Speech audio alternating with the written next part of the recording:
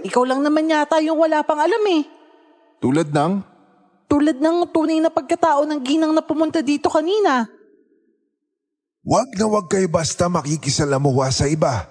Naiintindihan niyo ba? Kilalanin niyo muna ng gusto yung pakikisamahan ninyo. Napakasakit mo talaga! Wala kang awa! Bumalik ka dito! Magtutuswa tayo!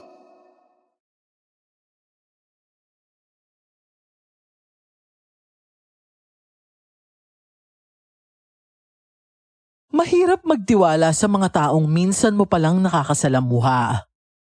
Minsan kasi, ang akala nating kabutihan na ipinapakita nila sa atin, disguise lang pala nila para isagawa ang masama nilang pakay sa atin. Kaya naman natutunan kong sa buhay, hindi libre ang pagbibigay ng tiwala sa iba. Magandang araw po sa inyo, Miss Clar at Sir Jay. Pati na rin sa mga magagaling na voice actors at mga solid kayanggaw na patuloy pang dumarami at tumatangkilik sa mga kwentong aswang na tampok sa channel na ito. Hayaan niyo po akong ibahagi ang aking naging karanasan. 4 na taon na ang nakakaraan sa isang tagumbaryo sa malayong probinsya na sakop ng Kabisayaan. Ako nga po pala si Anthony. At ito ang aking kwento.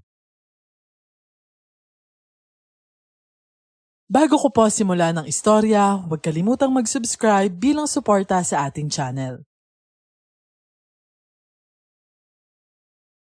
Oh, nakahanda na ba yung gamit ninyo? Abay, anong oras na oh? Aabutan tayo ng tanghali sa biyahe.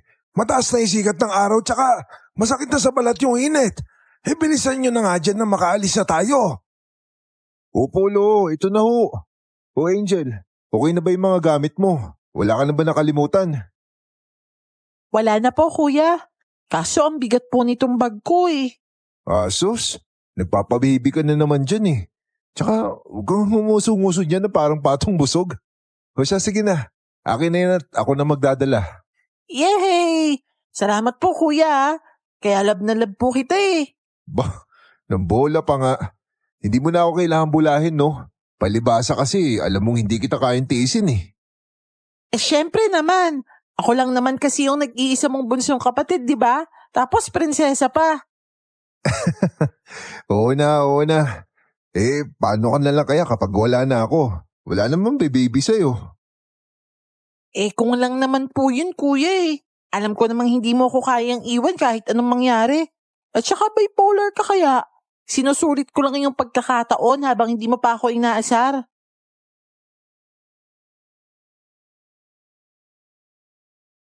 Napailing na lang ako dahil sa kadaldalan ng kapatid kong si Angel. Simula kasi nang matuto siyang magsalita, hindi na talaga siya maawat sa kadaldalan. Kaya nga minsan, napapagalitan na lang siya ni Lolo dahil para siyang hindi na uubusan ng kwento. Albularyo po pala ang lolo namin na si Lolo Teroy. 60 anyos na siya. Kaya naman sinasanay niya na kaming dalawa ng kapatid ko sa panggagamot bilang paghahanda sa amin sa pagiging albularyo. Pero hindi lang kami nakafocus sa panggagamot. Tinuturuan niya rin kami kung paano makipaglaban sa mga aswang. Pero hindi pa naman kami nakakakita ni Angel ng mga aswang sa tanang buhay namin. Oh, kayong dalawa ha. Umayos kayo doon. Makikituloy tayo sa bahay ng kaibigan ko pasamantala habang sinasanay ko kayo. Doon kasi alam ko marami kayong matututunan. Oo naman, Holo. Ako pa ba? Si Angel lang naman yung pasaway tsaka madaldal eh. Ba, kung makapagsalita ka naman kuya, parang ang bait-bait mo ah. Oh, bakit? Hindi ba? Binitbit ko nga tong bag mo eh. O di ba? May instant alalay ka? Mabigat nga kasi. Gusto mo ba hindi na ako lumaki? O sige na nga, akin na nga lang yung bag ko. Hindi, joke lang. Ito naman oh, masyadong pikon. Huwag ka naman bumusangot dyan. Sige ka, mabilis ka tatandaan yan. Ay nako, kayong dalawa talaga. Ang kukulit ninyo. Anthony, tigilan mo na nga yung kapatid mo at napakaiyakin naman yan. Hindi na po ako iiyak, lolo, no? Big girl na po ako eh. Aray ko naman kuya. Huwag mo nga guluhin yung buko. Buhaghag na nga tapos guguluhin mo pa. Okay lang yan, cute ka pa rin naman eh. Ikaw mo, mukha kang tuta na ano nga ba ulit tawag doon? Shih Tzu? Lolo, si kuya oh! Ay, nako. Ewan ko na lang talaga sa inyo. Mahigit 1 oras din ang naging biyahe namin noon. Papunta sa baryo na sinasabi ni Lolo Teroy na kaibigan niya raw. Pagdating sa bayan kasi, kailangan pang sumakay ng jeep para makarating sa mismong baryo. Yung mga jeep pa naman, hindi lalarga hanggat hindi napupuno ang mga upuan.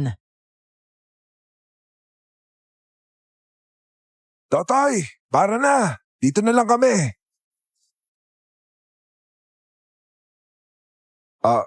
Sigurado ho ba kayo na dito tayo? Abay, syempre naman. Ano ba akala mo sa akin ulyanin? Abay, lintik ka talagang bata ka, oo. Tara na't bumaba. Sumunod na lang kami ni Angel noon kay Lolo kahit pa hindi ako siguradong tama nga ang binabaan namin. Paano kasi? Puro tubuhan ang nasa kaliwang bahagi ng daan. Samantalang sa kabila naman, masukal na kakahuyan. 10:00 na ng umaga noon, kaya medyo masakit na sa balat ang sikat ng araw.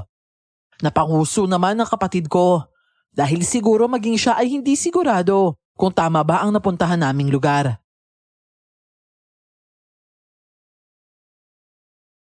Lolo, wala naman pong baryo dito eh.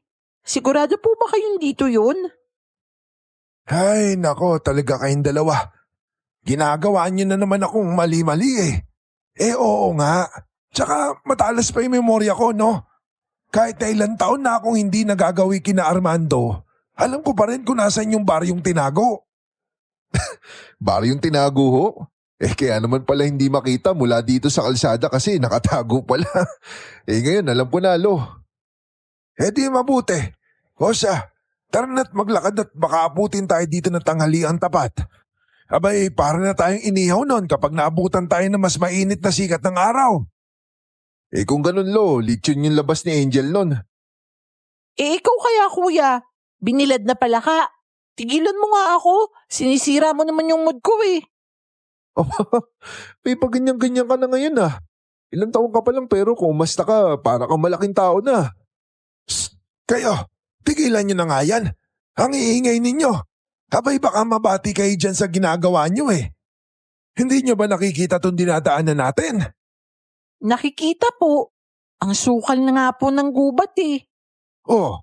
Di manahimik kayo dyan. Lalo na kapag nakarating tayo dun sa mismong baryo. Bawal ang mga maiingay doon lalo na kapag dayo. Ayaw ng mga taga roon ng mga maiingay. Aba, grabe naman yun lo. Ang sensitive naman nila sa ingay kung ganun. Kaya ho ba sila nasa tagumbaryo kasi gusto nila isolate yung sarili nila para hindi basira na iba yung katahimikan nila? Oo. Parang ganun na nga. Pero respetuhin na lang natin yung gusto nila. Lalo na't bago pa lang kayo nakakarating dito. Parang natatakot po tuloy ako dahil sa mga sinasabi niyo, Lolo. Parang ang KJ naman po pala ng mga tao sa baryong yun. Baka pati pagtawan ng malakas hindi rin po pwede ha? Habay pwede naman. Basta nasa loob ka lang ng bahay. Pero kapag nasa labas tayo, dapat umakto kayong formal. Hindi magaslaw at hindi rin maingay. Maliwanag ba? Oo lo, tatandaan ko po yan. Ewan ko nga lang po dito kay Angel. Ewan ko talaga sa'yo, kuya. Kanina mabait ka, tapos susunod magiging mapang-aser ka na naman. Ay naku, kawawa talaga yung magiging girlfriend mo pag nagkataon.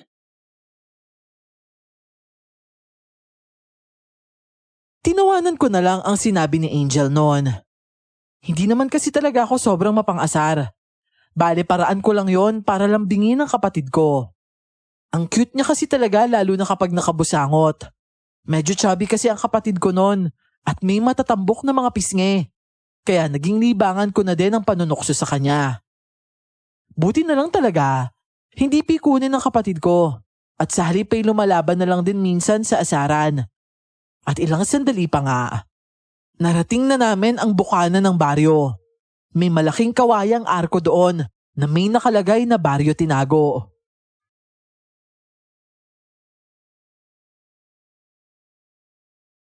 Aba lo, tama po pala kayo ah. May baryo talaga na nakatago dito. O, diba? Sabi ko naman sa inyo hindi ko pa nakakalimutan to.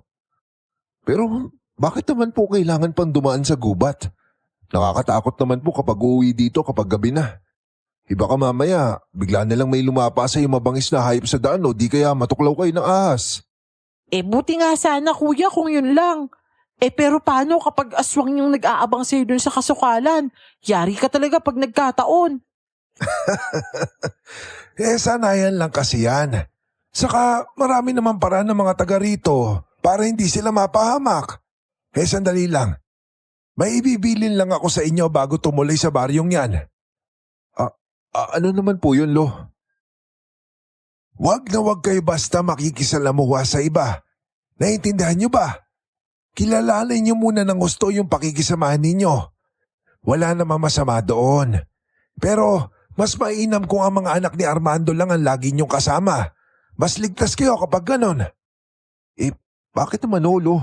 Ano ba meron sa baryo na yan?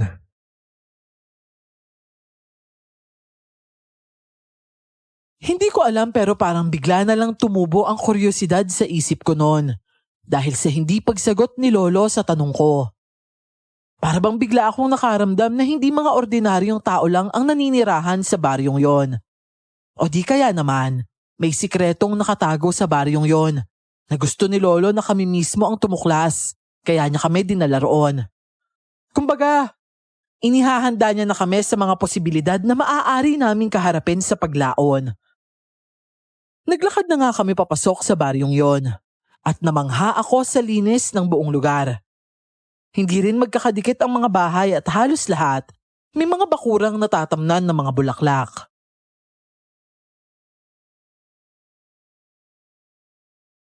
Aba, ang ganda naman pala dito, Lo. Tignan mo.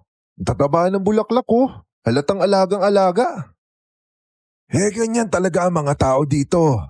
Libangan na kasi nila yan. At saka wala naman kasi sila ibang magagawa dito. Minsan lang kasi sila lumawas sa bayan para magala. Halos lahat abala sa pagsasaka at paghahanap buhay. Di ibig sabihin po noon, mababait yung mga tao dito? Pero bakit po kayo nag-aalala sa kaligtasan namin? Kasi nga hindi ba sinabi ko na hindi niyo pa kilala yung mga nakatira dito? Ay nako, huwag na nga maraming tanong. Basta't sundin niyo na lang yung mga sinasabi ko, maliwanag. Ay siya, narito na pala tayo sa barangay hall. Ay, iho, si Kapitan Armando nandyan ba? Abay, Teroy? Teroy, kaibigan! Abay, nagawin ka dito. Aba, ang laki na ng pinagbago mo Oo nga Alam mo naman, tumatanda na. At saka kaya nga rin kami naparito ng apo ko. Napagpasahan ko kasi na mas makakabuti kung dito muna sila sanayin. Ganun ba? Abay kung ganun nga, may pakiusap lang sana ako sa'yo. Ay nako, sabihin mo lang at basta't kaya ko tutulong ako.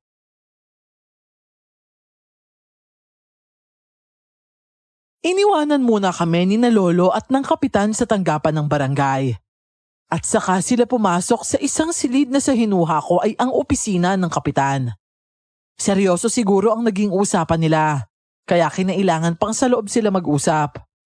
Pero sandali lang naman yon, at pagkatapos ay sabay din silang lumabas.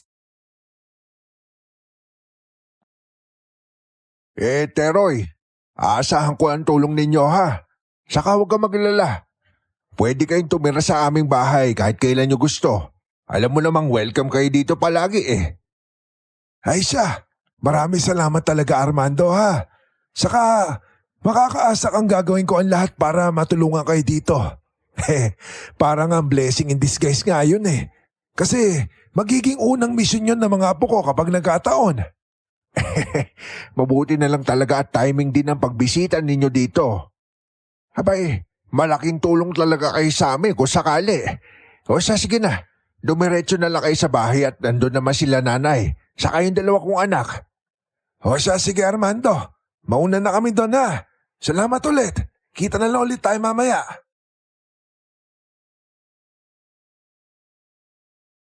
Niyakag na kami ni Lolo Teroy noon palabas ng barangay hall nang matapos silang mag-usap ng kapitan. Nang makalayo-layo na kami roon, saka ko naman kinausap si Lolo tungkol sa mga bagay-bagay sa baryo na yon. Si Angel naman noon, tahimik lang na nakasunod at nakikinig sa pag-uusap namin ni Lolo. Lo, bakit po may barangay hall dito sa baryo? Hindi po ba dapat sa proper po ng barangay yung tinayo? Kasi may 3 pang baryo bukod dito sa baryo Tinago. At ang mga baryo na yon kasama tong baryo na to, sa akop yun na Santa Catalina. Bali itong barangay Santa Catalina may 4 pong baryo. Tama po ba ako, Lo? Ibig sabihin ibang barangay na ho ito. Oo, nakuha mo. Kuya, tingnan mo. Halos lahat sila nakatingin sa atin. Oo nga, Angel. Pero hayaan mo na. Siguro naninibago lang sila kasi mga bagong mukha tayo.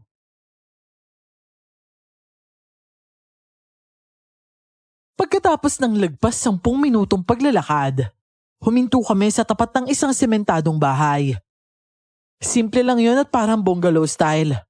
At sa harap ng bahay naman, may garden din na may sari-saring bulaklak, katulad ng mga bahay na nadaanan namin.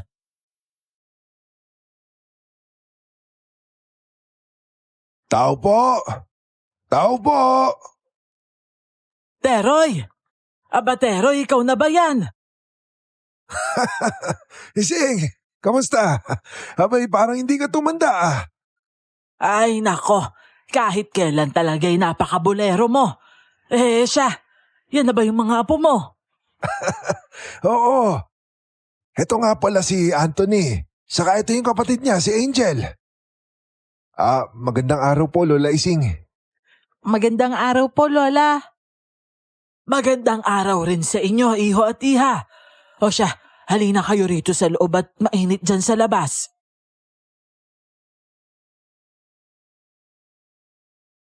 Pagpasok naman namin sa loob ay agad na gumala ang paningin ko sa kabuuan nun. Makikita muna sa sala ang kusina na nahahati lang gamit ang divider, kung saan nakalagay ang isang hindi kalakihang telebisyon. Sa kanang bahagi naman ng bahay, naroon ang 3 magkakasunod na kwarto. At mula sa gitnang kwarto ay lumabas ang isang batang lalaki. Nakatamtaman lang naman ang pangangatawan. At sa pakiwari ko ay kaedad lang din ng kapatid ko. Napatigil pa nga siya nang makita kami. At bahagyang nanlaki ang mga mata. Mabilis siyang pumasok ulit sa kwarto at isinara ang pinto.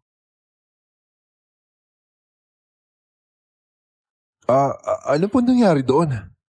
Ay, pagpasensyahan mo na yan si Bonbon. Ganun talaga ang batang yon. Mahiyain kasi mana sa nanay niya. Maupo na muna kayo dyan at magtitimpla muna ako ng maiinom ninyo. Okay lang ba sa inyong kape? Ay, Ising, kahit ano, ayos lang yon. Maraming salamat. Okay lang din po sa akin, Lola Ising. Pero sa kapatid ko, baka naman may Milo ho kayo dyan. Meron. Sandali lang at magtitimpla ako, ha? Sige ho, salamat. Lo, ang ganda naman dito, no? Tsaka wala naman ako nararamdamang kakaiba dito. Oo nga, Polo. Bukod po sa mga taong parang ngayon lang nakakita ng dayo, wala naman pong kakaiba sa baryong to, ha? Hindi ba't mas maganda nga yun? Pero ito yung una ninyong misyon, mga apo. Kailangan nyo malaman kung ang nakakasalamuhan nyo ba ay tao o hindi naman kaya aswang.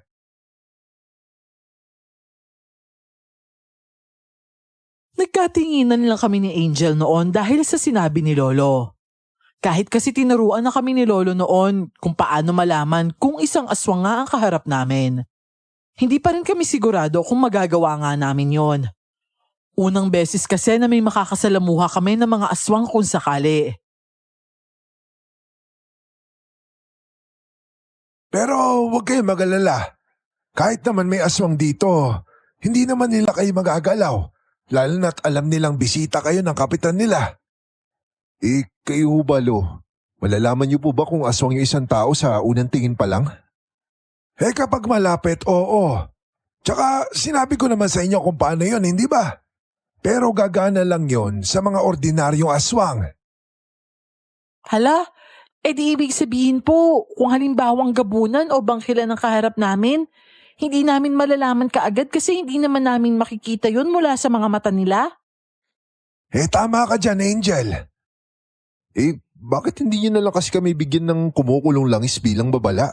O di kaya mutya na umiinit kapag may malapit na aswang? Apo, hindi sa lahat ng pagkakataon aasa kayo sa mga bagay na yon. Paano pala kung halimbawa naiwala niyo yung mga yon? Paano niyo malalaman kung aswang nga yung nakaharap ninyo? Kung sa bagay, Lo, nagigets ko na ho. Diba? Kaya nga sundin niyo ang mga sinasabi ko. Lagi niyong tatandaan ng bilin ko para hindi kayo malinlang. Ayos lang ngayon kasi kasama niyo pa ako. Halimbawa kayong dalawa na nga lang. Anong gagawin ninyo? Di mabibiktima na lang kayo ng aswang na nais pumuntirya sa inyo kasi wala kayong alam.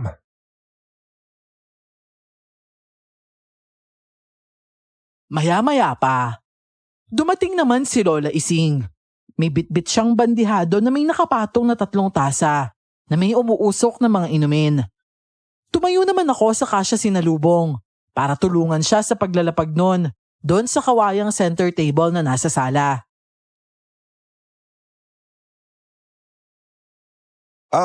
Tulungan ko na po kayo, Lola. Ay, siya salamat, iho. Mukhang seryoso yung pinag-uusapan ninyo Wala yon. Tungkol lang naman yun sa gagawin namin pag-iensayo. Alam mo kasi, Ising, kailangan ng matutunan ng mga batang ito yung pagiging albularyo. Hindi naman kasi ako bumabata na. At kailangan ko na ng bagong kahalili. Ay, ganun ba? Siya, heto na ang mga inumin ninyo. Ay, may natira pa pala dun sa niluto kong butong kanina. Abay, kukunin ko muna ha. Nang may maipares kayo dyan sa kape at tsokolate.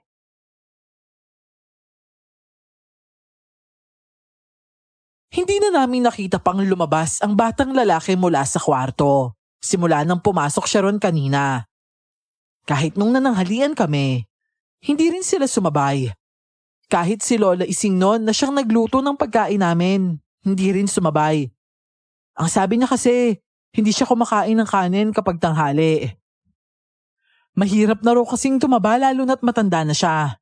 Kaya wala tuloy kaming hiya-hiya ng kapatid ko. At napadami pa nga kami ng kain. Kahit kasi medyo matabang ang ulam naming adobong atay ng manok ay malinamnam pa rin yon. 6:00 ng gabi naman nang makauwi si Mang Armando. At sakalang lumabas nun ang bata nang marinig ang boses ng tatay niya.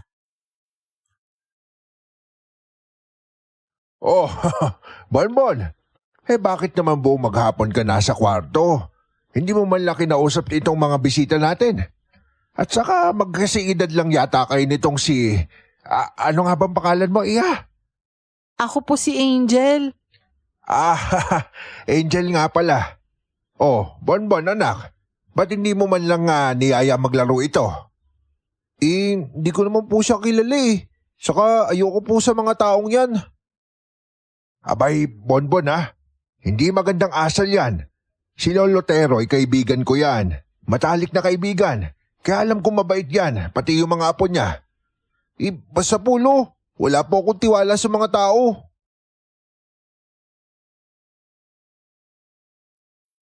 Dahil sa sinabing yun ni Bonbon ay parang nagkaroon ako agad ng ideya na baka hindi siya ordinaryong bata lang.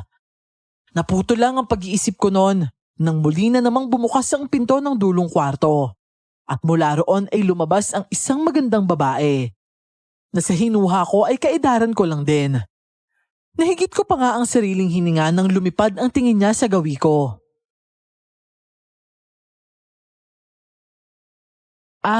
Magandang gabi po. May bisita po pala kayo? Abay, oo. Sa katunayan nga, kanina pa nga sila dito eh. Hindi mo ba naririnig? Nakatulog po kasi ako, tay eh. Kagigising ko lang at saka nakasalpak po kasi yung headphone sa tenga ko kaya hindi ko narinig. Ganun ba? Abay, napasarap siguro ang tulog mo, ano? Esa, eto nga pala si Teroy, kaibigan ko. Saka ito yung mga apo niya, sina Angel tsaka ano nga ulit pangalan mo iyo? Anthony po. Ayun. Si Anthony nga pala. Ah, nagagalak po ako makilala kayong lahat. Abay, napaka-formal mo naman, Iya. Ano nga ba ulit ang pangalan mo? Ako naman po si Rachel. Abay, ikaw nga. Ikaw yung batang kinakarga ko dati pa. Abay, ang bilis naman ng panahon, ano? Napakalaki mo na tapos ang ganda-ganda mo pa. At saka, kamukhang-kamukha mo si Belinda.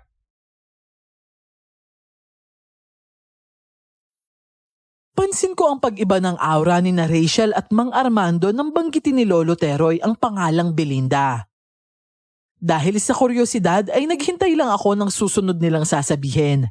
Pero kaagad namang binawi ni Lolo yon nang maramdaman niya ang biglaang pagtahimik ng mag-ama. Bilib din talaga ako kay Lolo sa bilis niyang makaisip ng bagong topiko.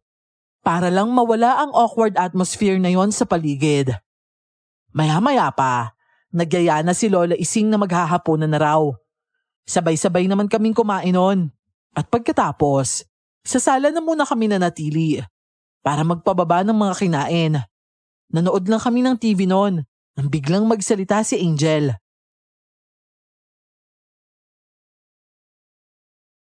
Alam mo kuya, ang ganda ni Ate Rachel no? Paglaki ko, gusto ko maging ganun ako kaganda. Maganda ka naman ah. Basta, bas-basan mo lang yung kasibaan mo nang hindi ka masyadong tumaba. Bakit? Porket ba mataba, ibig sabihin hindi na maganda? Ibig sabihin din ba nun kung naging mataba si Ate Rachel, hindi ka na rin magagandahan sa kanya? Uy, wala akong sinabing ganun ah. Tsaka ikaw talaga ang random ng mga sinasabi mo. Manood ka na nga lang. Sus, palibasa kasi mahilig ka sa mga sexy na babae. Ay naku, bakit kaya ganyan yung mga lalaki ngayon? Bumabase na lang sa pisikal na itsura. Ewan ko sa'yo. Bata-bata mo pa tapos puro ganyan yung iniisip mo. Tsaka ang problemahin mo na lang kung paano mapipigilin yung bibig mo sa kadaldalan. Hoy kayo dyan, manahimik nga kayo dyan at para kayo mga bubuyog. Abay, nakikinig ako ng balita oh. Ikaw kasi, ang daldal mo. Nagalit tuloy si Lolo. Kuya tingnan mo yun nasa TV oh. Wakwak yung tiyan ng lalaki tapos butas pa yung tuktok. Oo nga no. Lo, hindi po kaya aswang yung may gawa niyan? Marami rin ang nagsasabi, pero ayaw naman maniwala ng mga pulis. Ang sabi sa investigasyon baka raw may nakalitan yung lalaki. Lasinggero daw kasi at babaero. Habay kapatid ng asawa niya at yung isa niyang kainuman ng tinuturong suspect. Pareho raw kasi silang kaaway niyang namatay. Ano? Hindi naman ho kaya sobra-sobra yung ginawa sa kanya kung ganun lang kababaw yung kasalanan niya? Apo, ang kasalanan kasalanan. Kahit gaano pa kababaw. Pero malakas talaga ang kutob ko na aswang yung may gawa niyan. At ang malala pa, sa kabilang baryo lang yan nangyari. Talaga ho? Oo, Anthony. Totoo ang sinasabi ng lolo mo.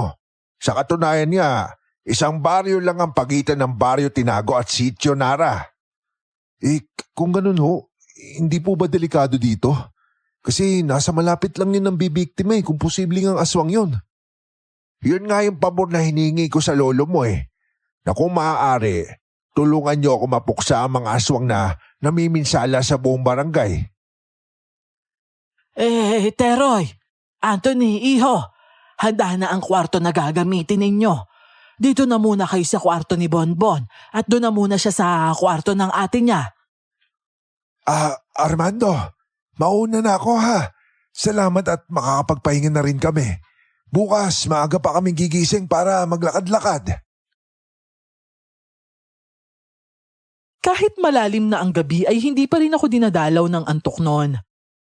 Natsyempohan pang tila na puno ang pantog ko, kaya naman bumaba ako sa higaan namin at saka lumabas ng kwarto para tunguhin ang banyo. Pero sa kasamaang palad, nasa labas pa ng bahay ang banyo. Hindi naman ako natatakot noon, pero isang bagay ang sumalubong sa akin na talagang nagpataas ng mga balahibo ko. Isang nilalang kasi ang nakita kong nilalantakan ng isang manok na noon ay may mga balahibo pa. Diyos ko, aswang, may aswang nga dito. Munti ka na akong mapasigaw noon kung hindi ko lang napigil ang sarili kong boses. Nagmamadali ngunit maingat akong bumalik sa loob ng bahay habang ang tingin ay nasa nilalang pa rin. Hindi ko nakita ang mukha niya dahil abala siya sa kinakain niya at nakatalikod pa sa gawi ko. Pero paglingon ko sa loob ng bahay, doon ako tuluyang napasigaw nang makita ang isang babae na nasa daraanan ko at nakatayo lang ng diretso. Nakapatay pa naman ang mga ilaw sa buong bahay noon. At tanging ambon lang ng liwanag ang pumapasok mula sa street lamp ang naging tanglaw ko. Lolo! Lolo, may aswang! Hoy, manahimik ka nga dyan, Anthony. Bakit ba parang tarantan-taranta ka? Tsaka saan ka ba galing? Rachel, ang bango naman ang kamay mo. Baliw? Ano ba kasing ginagawa mo? Di ba dapat natutulog ka na? Nalawayan mo patuloy itong kamay ko. Ano ba yan? Kadiri ka naman eh. Tinakpan mo yung bibig ko eh. Kasi sumisigaw ka. Ano bang akala mo nasa horror film ka? Kasi may nakita akong kakaiba dun sa likod ng bahay niyo. Ano? Ano nakita mo? Wala. Sige na, matulog ka na ulit. Papasok na ako sa kwarto. Siya nga pala, magbabanyo ka ba? Hindi, iinom sana ako ng tubig eh. O sige, huwag kang lalabas ng bahay ah. Ha? Bakit naman? Wala. Sige na, babalik na ako sa kwarto.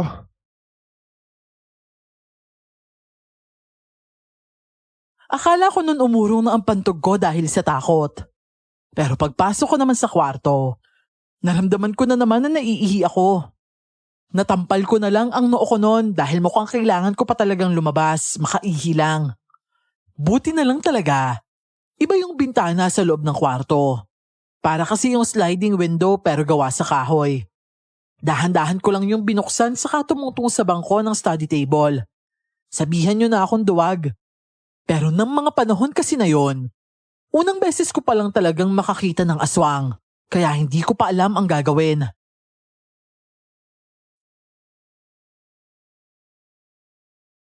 Kuya?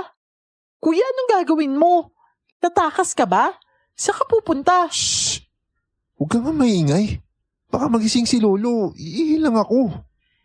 Bintana yan, kuya. Nasa labas yung banyo, di ba? Alam ko na. Naduduwag ka, no? Ano? Hindi no. Wala kasing ilaw sa labas kaya dito na lang ako. Ay, naku. Napakabalahura mo talaga. Akala mo naman bahay mo to ah.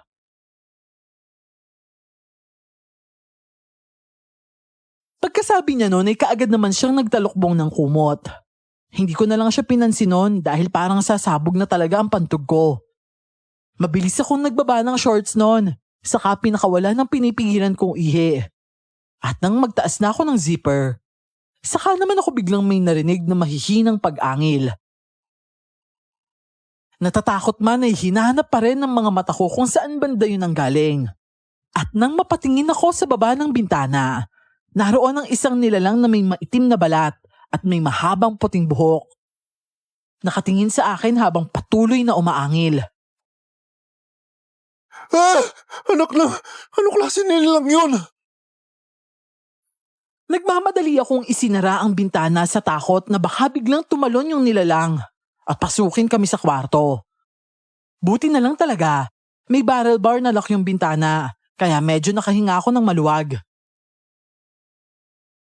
Apo, ba't ka ba sumisigaw? Nananaginip ka ba? Sana panaginip lang yun, Lo. Ano kasi, sa labas ng bintana, may nakita po akong nilalang. At ano namang nilalang yun, Apo? Hindi ko po alam, Lo eh. Itim po kasi yung balat nun. Parang uling tapos puti-puti naman ho yung buhok. Aba, kung hindi ako nagkakamali, isang gabunan yung nakita mo. Abay, mabuti at hindi yun lumipad papunta dito. Po? Lumilipad yun? Wala naman hong bakpak yun ah. Yun ang isa sa mga kakayanan ng gabunan. Kaya nilang lumipad kahit wala silang pakpak. Buti na lang ho na isara ko kagad yung bintana, Lo. Lagyan kaya natin ng pangontrang asin yung hamba. Baka kasi magpumilit siyang bumasok eh. At saka bukod pa po pala dun, Lo. May nakita din ako kanina nilalang. Hindi ko maaninig yung mukha kasi nakatalikod sa akin eh. Pero maitim din tapos sabog-sabog yung buhok. O siya, sige na. Bukas na lang natin pag-usapan yan. Malalim na ang gabi. Mabuti pa, matulog ka na dyan. Ngunit paghiga ko naman ay muli na naman akong nagulat nang biglang sumilip mula sa kumot si Angel sa ngumisi. Muntikan ko pa siyang mahampas noon kung hindi lang ako nakapagpigil. Paano kasi? Parang kamukha niya yung mga nasa horror films. Yung emergency light lang kasi na naka-dim mode ang gamit namin. Kaya sapat lang ang liwanag para makaaninag. Ay naku kuya, bawas-bawasan mo nga yung kakakape mo. Napaka-nervyoso mo na eh. Patulog ka na nga lang.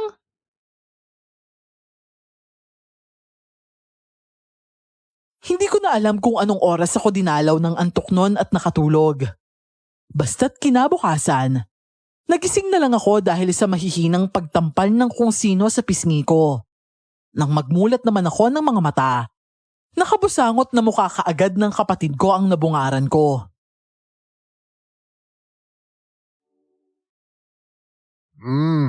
Ano ba? Natutulog pa yung tao eh. Bumangon ka na kaya kuya. Maglalakad-lakad pa tayo sa labas sabi ni Lolo eh. Bakit ba? Anong oras na ba? 5:00 na kaya. Bilisan mo na kuya. Maya-maya lang pasikat na yung araw oh.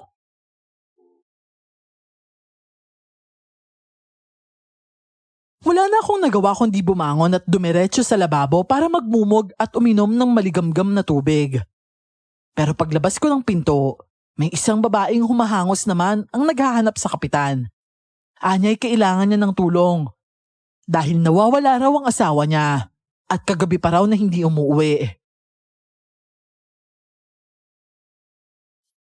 Lo, hindi ko kaya isang aswang yung kumuha sa asawa niya? Mrs., isa ho akong albularyo. Kung maaari dalhin mo sa akin ang pinagrumihang damit na asawa mo at nang matawas natin. Nang sa gayong paraan, malalaman natin kung nasaan siya at kung sino yung kumuha sa kanya. Hindi na kami natuloy noon sa pag-alis at hinintay na lang na makabalik ang ginang dala ang pinagrumihang damit ng asawa niyang nawawala. Kaagad namang nagsagawa si Lolo ng pagtatawas gamit yon. At maya-maya lang, isang figura ang lumabas sa upos ng kandila. Nako, masama ito. Ramdam ko malakas na puwersang bumabalo sa damit ng asawa mo. Hindi ordinaryo nilalang ang kumuha sa kanya, Mrs. Isang aswang yon. Pero kinalulungkot ko, hindi ko na maramdaman ang presensya ng asawa mo. Pumalahaw ang ginang nang marinig ang sinabi ni Lolo. Hindi niya matanggap na wala na talagang pag-asa na makabalik pa ang asawa niya. Muntikan pa nga siyang matumba noon kung hindi lang siya naalalayan ni Mang Armando. Maging sina Rachel, Bonbon at Lola Ising na nakasaksi sa pagtatawas. Nanlumo dahil sa sinapit ng lalaking yon.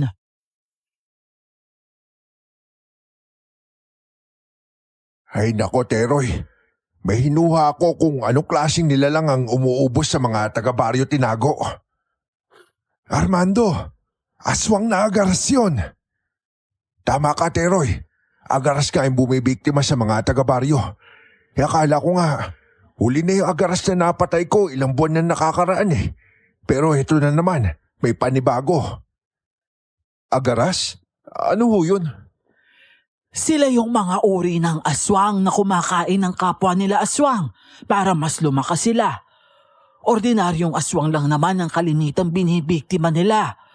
Pero kapag nagkaroon sila ng pagkakataon na matalo ang mga matataas na uri ng aswang, abay tiba-tiba sila dahil sa lakas ng enerhiyang makukuha nila mula sa katawan ng mga yon. Grabe naman ho yun. Hindi ko akalain pati pala yung aswang inaaswang din. Oh, ano namang nakakatawa dun? Huwag mong gawing biro yung mga nangyayari dito sa baryo ah. Hindi mo ba alam kung gaano kasakit mawalan ng pamilya? Teka lang. Sorry na. Hindi ko naman intensyon na pagtawanan yun nangyari. Hala ka kuya, yan tuloy nagalit si Ate Rachel. Ang daldal mo kasi eh. Shh! Manahimik ka nga. Gagatong ka pa eh.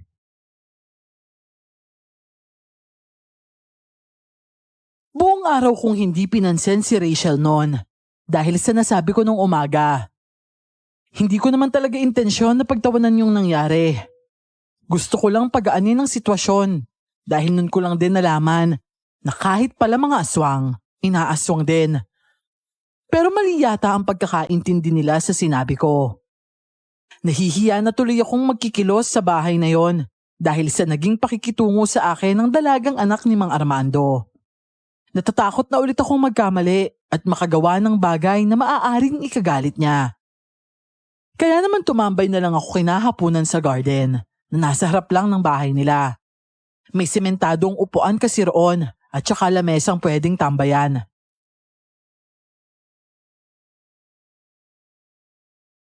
Kuya, ito na oh, yung kape mo. Oh, akala ko ba sabi mo, boss, bawasan ko yung pagkakape. Bakit dinalaan mo pa ako niyan? Kasi kuya, mukha kang malungkot eh.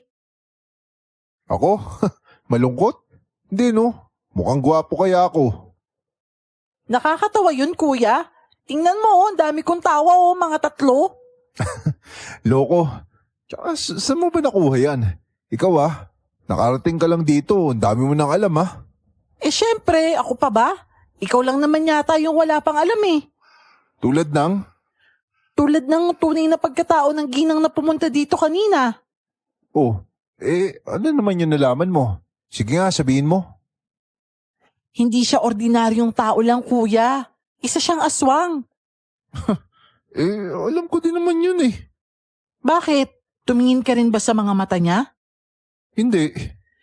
Paano mo nalaman? Dahil nga sa nag-iusapan nila Lolo Teroy at Mang Armando kanina. Sabi nila, di ba, isang agaras yung kumuha nun sa asawa nung ginang. Yung agaras, mga aswang lang din yung binibiktima. Ibig sabihin, aswang yung asawa nung ginang. Yun lang yung basihan mo, kuya? Kahit naman aswang yung lalaki, posible namang hindi aswang yung babae kanina eh. Kasi wala namang kakayahan yung mga ordinaryong aswang na makapanghawa dahil hindi naman nila kayang maglabas ng mutya. Alam mo, ang dami mo talagang alam. Sinabi ba yan sa'yo ni Lolo? Daya naman. Ba't ako hindi? Hindi naman kasi si Lolo yung nagsabi. Oh, sino? Si Lola Ising. Marami rin pala tayo matututunan sa kanila, no? Kaya nga tayo din nila ni Lolo Teroy dito, di ba?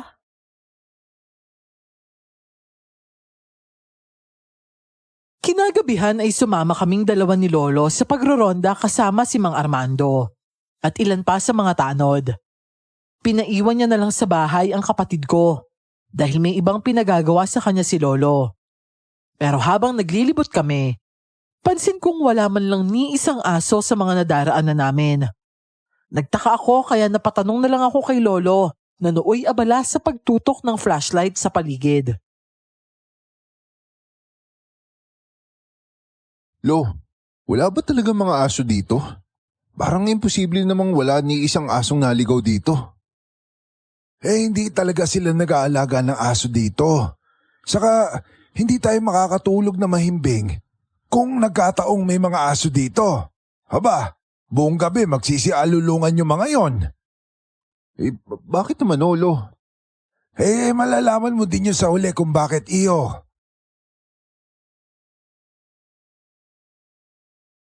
Doon ko lang naalala ang mga napag-usapan namin ng kapatid ko.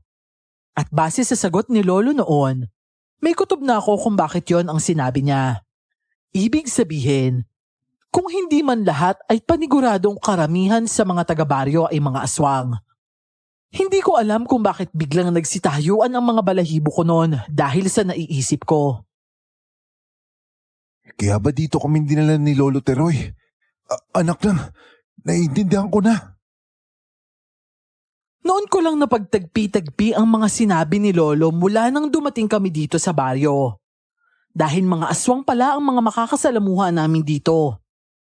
Sinubukan ko ang isa pang paraang itinuro ni Lolo para malaman kung aswang ba ang isang tao. Sinadya kong magpahuli kina Lolo at tumalikod sa gawin nila. Pagkatapos ay saka ako tumuwad. Doon ko na nga nakumpirma ang lahat. Nang makitang si Mang Armando pati na ang kanyang mga tanod, wala na sa kanilang anyong tao.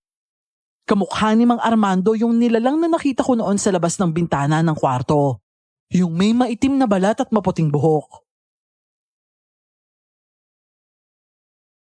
Kung ganun, ibig sabihin, hindi rin mga ordinaryong tao yung anak ni Kapitan. Tama ka dyan, Iyo. Ay, Mamaw! Nagulat pa kita. Pasensya ka na. Ayos lang ho ako. Pero tama ang hinuha mo. Hindi nga kami mga ordinaryong tao lang. Huwag niyo naman ho sana mamasawain ng mga tanong ko, Mang Armando. Pero lahat ho ba ng mga nakatira dito sa baryo niyo, mga aswang ho? Oo. Pero kahit mga aswang kami, hindi kami kumakain ng laman ng tao. Lahat ng aswang na nasa sakupan ko, nais lang mamuhay ng tahimik at payapa. Kaya wala kang dapat ikabahala. Ang kaso nga lang may isang aswang na sumisira sa katahimikan ng baryo.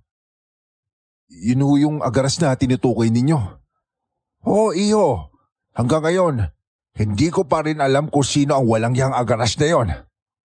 Kaya niyo ba kailangan yung tulong ni Lolo? Para malaman kung sino at upang mapuksa yung agaras na yon. Oo, Iyo. Tama ka. At believe din ako sa talino mo, ha? Maana-mana ka talaga sa lolo mo. Parehas kayo ng kapatid mo na may matalas na pag-iisip.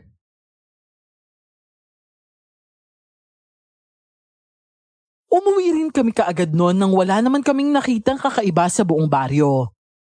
At nang makahiga, mabilis din naman akong nakatulog dahil na rin sa pagod sa pagroronda. At kinagabihan, nagising na naman ako dahil sa tawag ng kalikasan. Mabuti na lang at handa ako noon. Gumawa kasi ako ng improvised na arinola. Gawa ang 1 galon na hindi na ginagamit. Pinutol ko yon sa kanilagyan ng tubig at konting bleach. Para hindi umalingasaw ang panghe sakaling maihian na. Pero nang bumangon ako, isang pares naman ng mapupulang mga mata ang sumalubong sa akin. Nakasilip yon mula sa siwang ng bintanang bahagyang nakaawang. Lolo! May halimaw! Anong halimaw? Nasaan ang halimaw, Anton Doon po! Doon sa may... Ha? Ba't nawala? Teka, nandiyan lang siya kanina. Nakasilip po yung aswang sa bintana. Baka naman nananaginip ka lang. Abay, teka. Sandali nga. Parang may naririnig akong angin sa labas, ha. Sandali lang at sisilipin ko. Sabay pa kaming sumilip ni Lolo noon sa bintana at kumalabog ng husto ang dibdib ko nang makitang may mga halimaw nga roon. Hindi lang isa kundi 3. Yung 2, parehong malalaking nilalang na may maitim na balat at mahabang puting buhok. Habang yung isa naman, isang mabalasik na nilalang na may kulubot na balat at mapupulang mga mata. Nagtagisan sila ng lakas at kitang-kita ko kung paano madehado ang huli. Walang awa itong pinagsusuntok ng 2 gabunan hanggang sa tuluyan na itong manlupaypay at kalaunay walang buhay na bumagsak sa lupa. Si Mang Armando po yung isang gabunan, di ba? Oo, at si Ising naman yung isa pa. Grabe ho, ang lalakas po talaga nila, no? Oo. Kaya nga si Armando yung ginawang kapitan ng buong barangay Dahil kaya niya ipagtanggol ang lugar mula sa mga masasamang aswang. Pero, yan po ba yung hinahanap nilang agaras? Hindi yan agaras, Apo.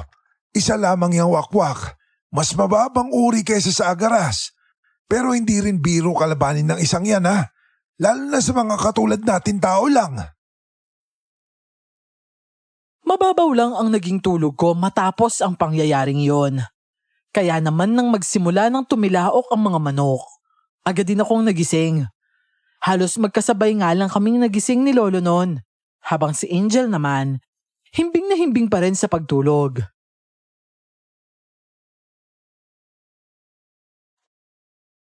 Lo, hindi po ba natin gigisingin si Angel? Abay, tulog mantiga pa rin oh. Hayaan mo muna at mahiming pa yung tulog niya. Mabuti nga't hindi nagising kagabi dahil sa sigaw mo. Siya, mamayang alas 5 na lang natin siya gisingin. Tara na nga muna sa labas para makainom ako ng maligamgam na tubig. O sige po, Lo. Oh, iya, ang aga mo naman nagising. Magandang umaga ho, Lolo Teroy. Kape ho tayo. Salamat iya. Pero hindi kami nagkakape ng ganitong oras. Mamaya na lang siguro pagbalik namin galing sa paglalakad. Iinom na lang muna kami ng maligamgam na tubig na may halong kaunting asin. Ganun ho ba? O sige ho. Ipagluluto ko na lang po kayo ng almusal para naman makakain kayo kaagad mamaya pagbalik nyo. O siya, sige. Maraming salamat iya ha.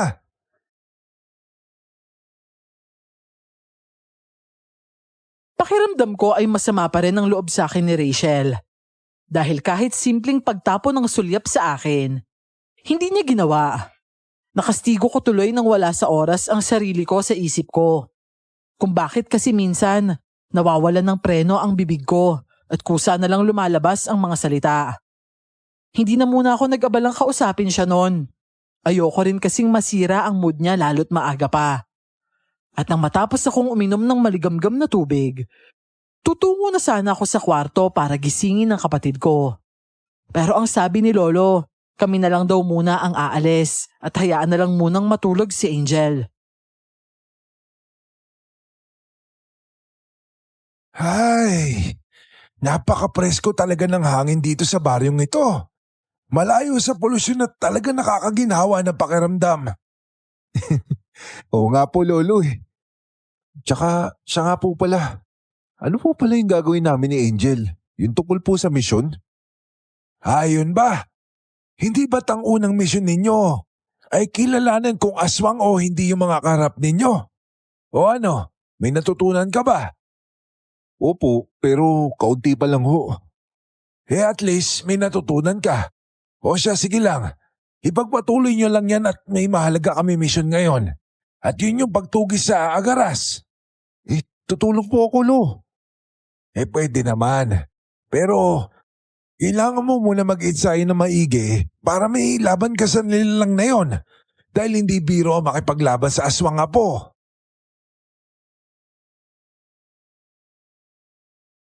Pagbalik namin ni Lolo sa bahay ay nakapagluto na nga si Rachel. Nakahain na ang agahan sa lamesa at gising na rin si Angel.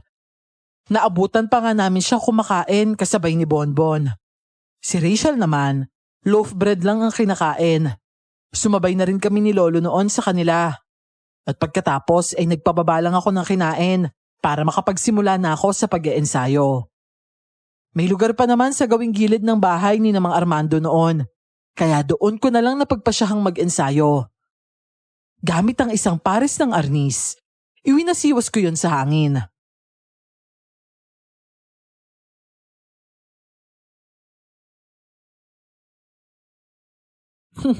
Nag-aarnis ka pala? Oo. Sports ko na to mula nung high school pa ako. Ibig sabihin, sumasali ka sa mga kompetisyon? Oo, varsity ako eh. Tsaka kailangan para sa scholarship ko. Tsaka mabuti naman pinansin mo ako ngayon. Tungkol dun pala. Pasensya ka na.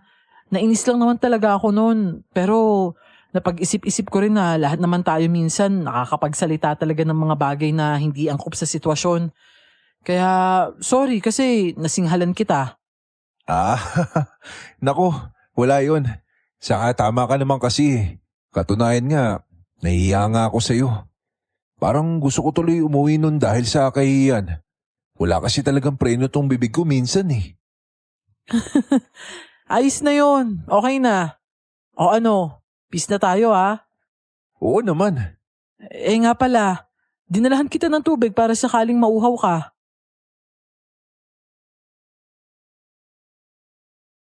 Nagkangitian na lang kami noon bago siya nagpaalam na papasok na ulit sa loob ng bahay. Maya-maya pa, may isang lalaki naman na tumawag sa akin mula sa labas ng bakuran ni Mang Armando. Matangkad siya at may matipunong pangangatawan na halatang batak sa pagbubuhat.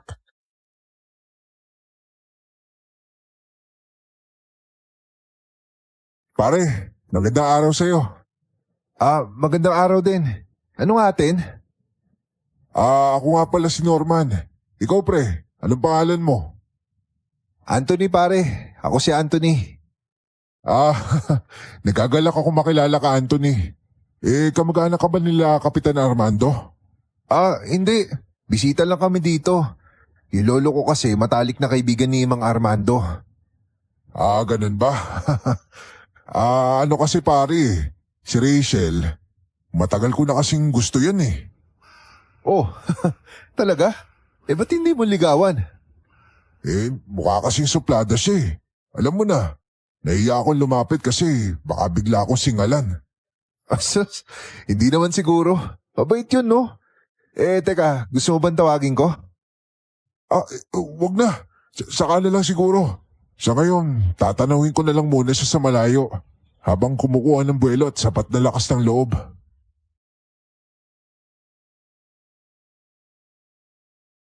Napailing na lang ako noon nang makaalis na ang lalaking nagpakilalang si Norman. Iba rin kasi talaga ang karisma ni Rachel. Kaya naman hindi na rin katakataka na marami talaga ang nagkakagusto sa kanya. Katulad nga ng sinabi ni Norman, hindi ko na muna yon ipinaalam kay Rachel. Ayoko kasing pangunahan si Norman sa gagawin niyang hakbang. At ng mga sumunod na araw, patuloy lang kami sa pag-iensayo ng kapatid ko. Nagpo-focus siya noon sa panggagamot, habang ako naman sa pakikipaglaban.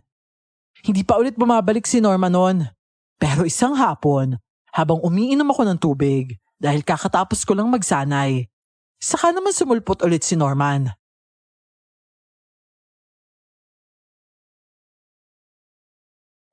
Anthony, magandang hapon. Nandiyan ba si Rachel? Oh, Norman, nandiyan ka pala. Aba, ayos Japorms Tapos may dala ka pang bulaklak. Aakyat ka ba ng ligaw? Saan ba ako aakyat? Sa bubong? Wala naman kasi hagdan yung bahay nila Kapitan Armando eh. Loko, joker ka rin pala no? Nasa loob si Rachel. Nagtatahi ng damit ng kapatid niya. Ang likod kasi kaya napunit. Ganun ba? Pero ayos lang kaya kung maabala ko siya. Kasi baka ma-turn off siya kapag kinulit ko siya eh. Yun lang. Hindi ko rin alam eh. Kung tiyabahin mo kaya yung kapatid niya si Bonbon? Wag na lang siguro. Sa susunod na lang kapag wala na siyang ginagawa. O siya, sige na. Pakiabot na lang tong bulaklak para sa kanya. Oo sige. Akin na. Kuya, wag mo pong kunin. Hayaan mo siyang magbigay kay Ate Rachel kung anong gusto niya. Ha? Pero bakit naman? Hindi naman siguro masama makisuyo, di ba? Oo nga, kuya. Kung gusto mo talaga, pwede mo namang ilagay na lang yan sa lamesa. Kuya, ano pong pangalan mo? Ako si Kuya Norman mo. Kuya Norman, pakilagay mo na lang po sa lamesa yung mga bulaklak. O sige.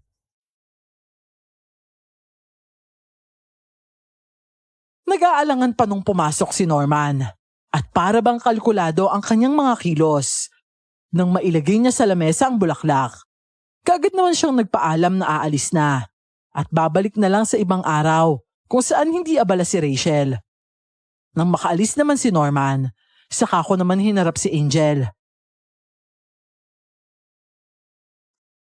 Angel, umamin ka nga sa akin.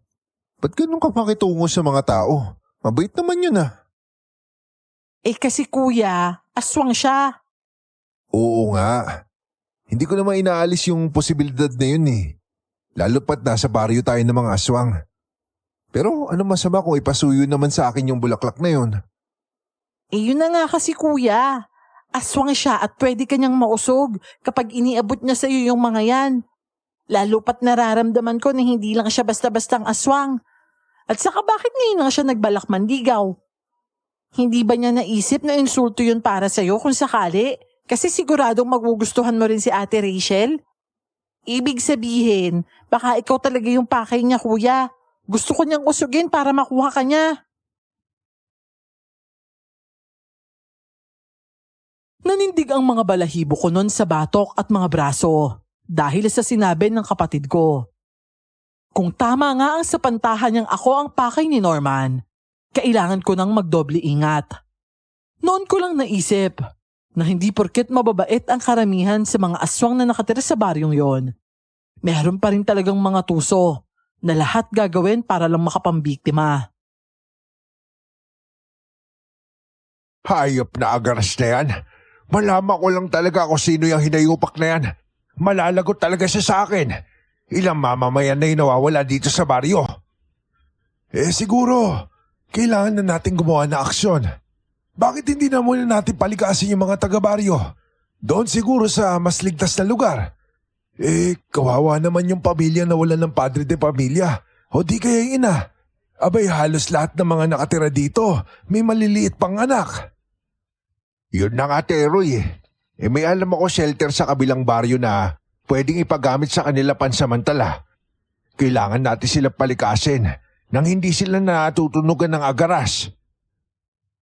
Pero magagawa kaya natin yun? Wala nga tayo ideya kung sino yung hayop na agaras na yun . Sa ngayon, yun ang unang plano na muna natin gawin. Saka na yung agaras. Ang importante, mailikas natin sa ligtas na lugar ang mamamayan ko. Hindi ko naiwasang hindi makinig sa usapan nila noon. Ewan ko lang kung pasasamahin ba ako ni Lolo sakaling harapin na nila ang agaras. Ako kasi, gusto ko talagang tumulong, kaya naman nagpursige talaga ako sa pag-eensayo araw-araw. Yung mga itinuturo ni Lolo, lagi kong isinusulat sa journal ko para may nababalikan ako sakaling makalimot ako. Nagsilbi ko na rin yung gabay sa pang-araw-araw. Nariyang tinutulungan nga rin ako minsan ni Bonbon na mag-ensayo. Kahit kasi sabihing bata lang siya, kakaiba pa rin talaga ang lakas niya bilang isa nga siyang gabunan. Lo, handa na po ako sumama sa inyo sa pakikipaglaban sa mga aswang. Sigurado ka ba? Hindi ka na naduduwag. Lo naman, nagawa niyo pa talaga mga asar no? At saka oo, inaamin kong duwag ako minsan. Pero hindi po natin alam yung kakainan ko hanggat hindi natin sinusubukan. Oo nga, Polo. Hayaan nyo na pong sumami yan si Kuya nang may silbi naman siya dito. Hoy, ikaw makapagsalita ka, akala mo laki na ambag mo dito . Joke lang naman, Kuya. Ikaw talaga napakapikon. Masyado ka nang seryoso Mag-aasawa ka na ba? Ha? Ano naman pinagsasabi mo dyan? Ikaw talagang bata ka, ang dami mo naiisip, no? Matulog ka na nga lang dyan.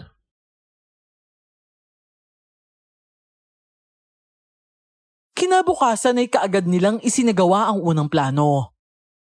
Palihim na kinausap ni na Lolo Teroy ang mga taga-baryo para lumikas at gagawin nila yon ng paunti-unti para hindi masyadong halata. Hindi na rin sila pinagdala ng mga gamit para hindi talaga akalain ng kung sino na aalis sila. Prioridad kasi ang mga buntis at mga may maliliit pang mga anak. Nagawa naman nila ng maayos ang plano at kinagabihan, nakapagtatakang pumailan lang ang malalakas na alulungan ng mga aso.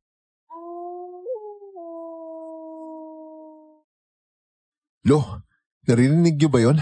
Ang lalakas ng alulong ng mga aso na yun Abay, loko, syempre naririnig ko. Hindi naman ako bingi. Si Lolo naman Pero saan po kaya galing yung aso na yun? Huwag ka mag-alala.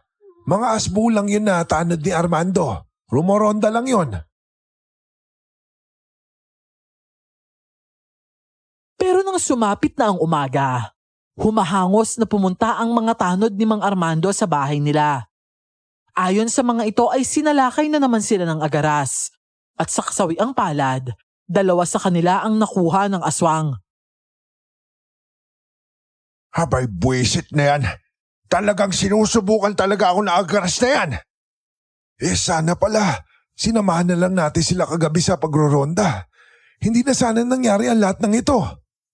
Pero nangyari na, Teroy Ang tanging magagawa na lang natin ipaghiganti sila mula sa agaras na yon. Oo, tama ka Armando. Sama-sama tayong lalaban sa kanya kung kinakailangan. Tahimik lang akong nakikinig sa usapan nila. Nang bigla namang mag-usap ang dalawang bata sa tabi ko. Kasalukuyan kasi kaming nasa hapag at naghahanda ng mga gagamiting sangkap para sa ulam na lulutuin ni Rachel. Angel, hindi mo naman kailangan sumama sa pakikipaglaban sa aswang Dito ka na lang, mas ligtas ka dito. Pero kasi, gawain din naman ng mga albularyo na labanan yung mga masasamang nilalang, di ba? Hindi ka pa naman albularyo Nagsasanay ka pa lang. Kaya nga, di ba okay nga yun? Kasi masusubok yung lakas ko sa pakikipaglaban sa aswang. Pero Angel, iba ang agaras. Malakas siya. At ngayong marami ng aswang ang nabiktima niya, siguradong mas malakas na siya ngayon. Kaya wag na wag mong mamaliitin ng kalaban dahil baka yun ang ikapahamak mo. Tama si Rachel, Angel. At mamaya, doon tayo sa shelter matutulog para mabantayin yung mga nagsilikas sa baryo. Maraming bata doon kaya makikipaglaro ka na lang sa kanila. Pero kung gusto mo talaga makipaglaban, saka na siguro kapag batikan ka ng albularyo katulad ni Lolo Teroy. Mag-ensayo ko na lang mabuti tapos tuturuan na lang din kita kung paano makipaglaban sa masasamang aswang.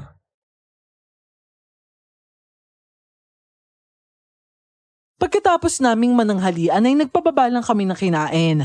At saka dumiretso na sa pagpunta sa shelter na nasa kabilang baryo lang. Saka ko naman nakita si Norman na lumabas mula sa isang bahay na nadaanan namin. Nang makita niya ako, agad naman niya akong tinawag at nilapitan. Oh, pre, saan kayo pupunta? Uuwi na sila. Ihatid lang namin. Bakit ba? Ganun ba? Uy, Bonbon, ba't ganyan mo kausapin yung tao? Shh, huwag ka na lang kasing kumontra. Pare, pasensya ka na. Nga pala, taga-saan ka nga pala?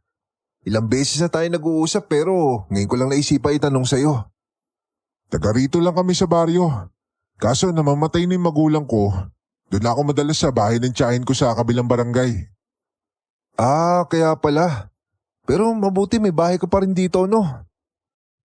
Oo nga Yun na lang kasi natitirang alaala sa akin ng magulang ko. Kaya ayoko ibenta yun. Saka diba mas maigi rin yun para may matulugan naman ako habang nandito ako sa baryo. Kung sa bagay. O siya, dito na ako sa kabila Uwi na kasi ako kina tiya Sige pre, ingat ka Oo pre, salamat. Kayo rin mag-iingat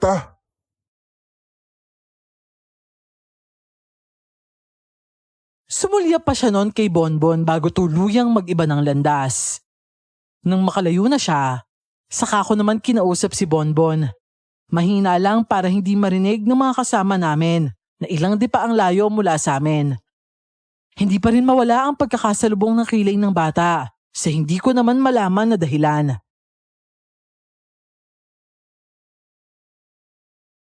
Bonbon, ba't ganun mo naman pakitunguhan yung taong yun? Hindi nga siya tao, Kuya Anthony. Kulit din ng lahi mo, no? Ba, lokong bata to Bonbon kung naiinis ka, huwag mo ako idamay. Akala ko magkaibigan tayo. Oo nga. Bakit ba? Sinabi ko bang hindi? Saan mo ba nakilala yung lalaking yun? Dito, sa baryo. Paano nga? Hindi naman siya taga rito Ha? Anong ibig mo sabihin? Yung lalaking yun, hindi siya taga rito. Yung bahay na nilabasan niya kanina, hindi sa kanya yun. Ibig sabihin, kalaban siya? Hanggang sa makarating kami sa shelter ay laman pa rin ang isip ko ang sinabi ni Bonbon. Naisip kong kaya siguro ako nilalapitan ni Norman, imbis na si Rachel. Ay dahil hindi naman talaga si Rachel ang pakay niya kundi ako. Doon na ako nag-isip ng plano kung sakaling totoo ngang isang kalaban si Norman. Pero ang ipinagtataka ko, bakit kailangan pa niyang makipaglapit sa akin kung pwede naman siyang lumusob na kaagad? Hindi kaya lang siya lumalapit sa akin para pasimpleng magmanman sa kilos ni Mang Armando. Kung ganun, talagang napakatuso talaga ng mga aswang. Hoy, Anthony, sino naman kausap mo dyan? Yung halaman? Wala. May iniisip lang ako. Tara na dun sa loob, ipagtitimpla kita ng kape.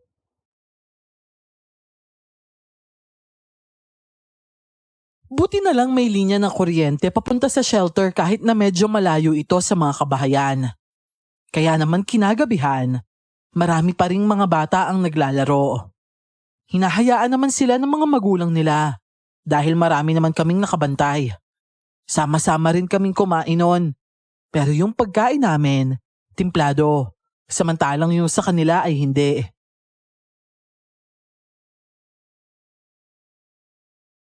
Iho, mabuti pa matulog ka na. Kami na dito. Marami naman kami.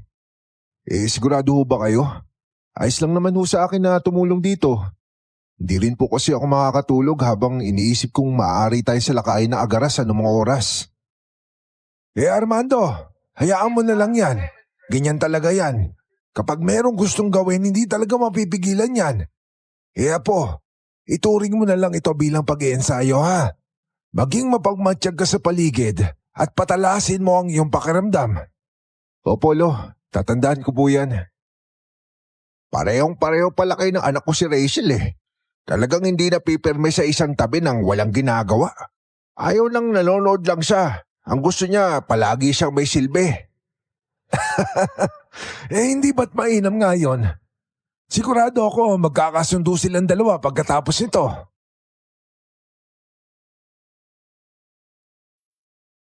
Lumipas na ang ilang oras at lumalalim na rin ang gabi.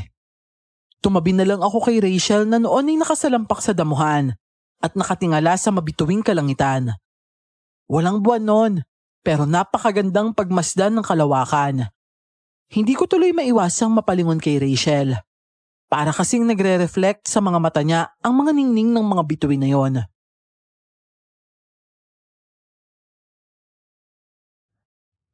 Oh, Rachel, ano iniisip mo? Pwede ka magkwento sa akin ha, makikinig ako. Wala. Namimiss ko lang si nanay. Sabi niya kasi dati, kapag nawala siya, tumingala lang daw ako. Tapos makikita ko na siya. Malay mo, isa dyan sa mga bituin na yan, siya yun. Tapos ngayon, pinagmamasdan ka niya. Ay, ano kaya ang buhay namin kung nandito pa siya, no? Siguro, mas magiging masaya kami ni Bonbon, lalo na si tatay. Halika dito. Sandal ka dito sa balikat ko.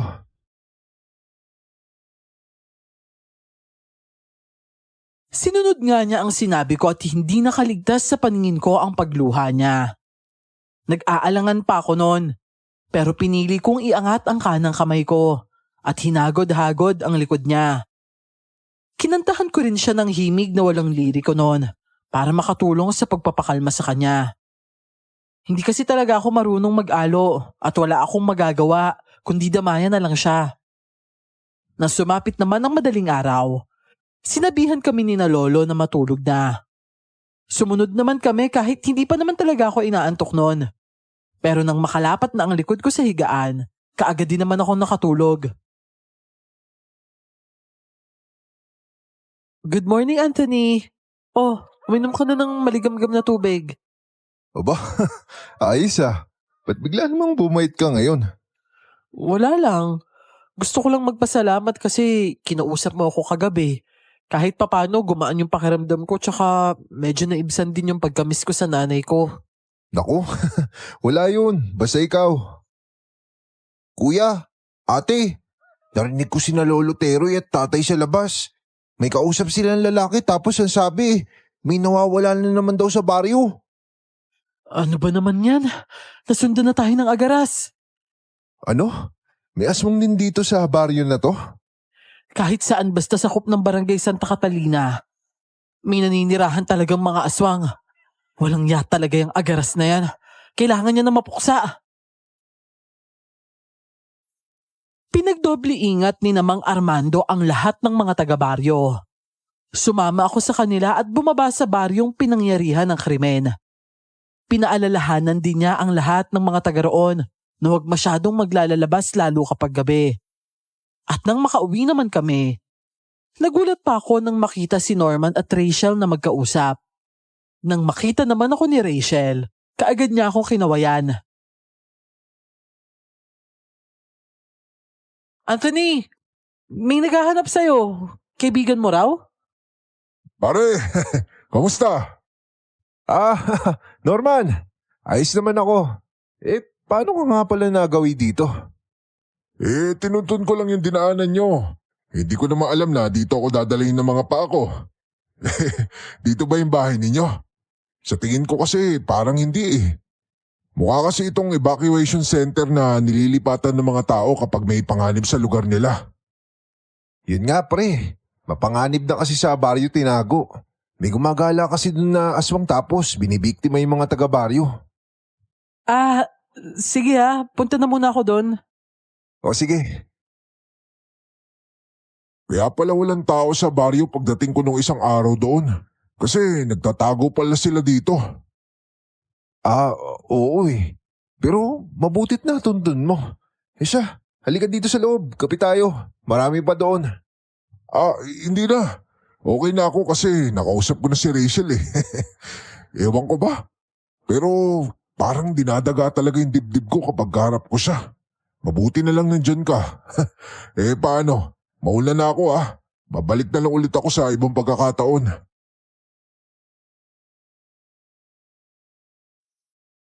Tinapik niya lang ako sa balikat saka nagsimula ng maglakad palayo. Tinanaw ko lang siya habang paalis at pagkatapos, saka ako tumungo sa shelter. Nag-usap-usap si Namang Armando, Lolo Teroy at iba pang kalalakihan tungkol sa mga gagawin sakaling sumalakay nga ang agaras. Nang makita naman ako ni Mang Armando, kaagad niya akong tinawag kaya lumapit naman ako.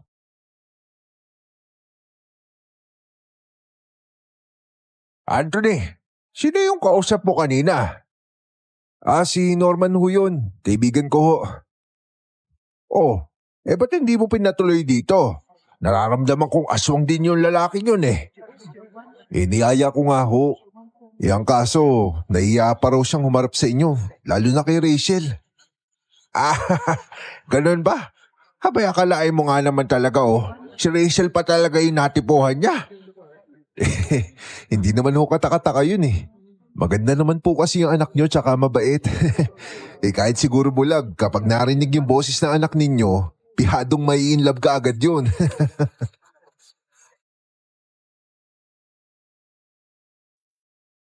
Natawa na lang si Mang Armando sa sinabi ko. Nagpaalam naman ako sa kanya na pupunta muna sa pantry para maghanap ng mga makakain. Nagugutom na kasi ako dahil sa ginawa naming paglilibot sa baryo kanina. Naabutan ko naman doon si Lola Ising na kumakain ng mansanas at inalok niya pa nga ako.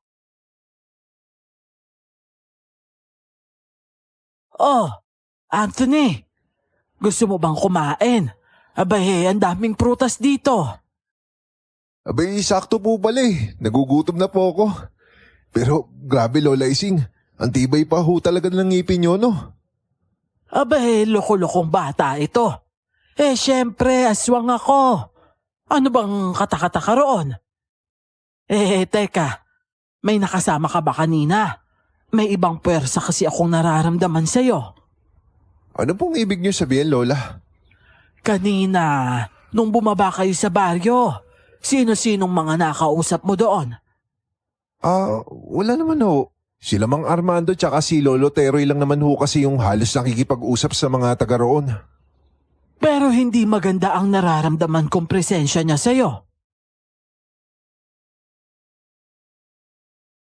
Doon ko na naalala si Norman at ang ginawa niyang pagtapik sa balikat ko. Doon na rin mas nadagdagan ang mga kutob ko tungkol sa kanya. Kaya naman kinagabihan, nagpa siya akong ipaalam yon kina Lolo Teroy, lalo na kay Mang Armando.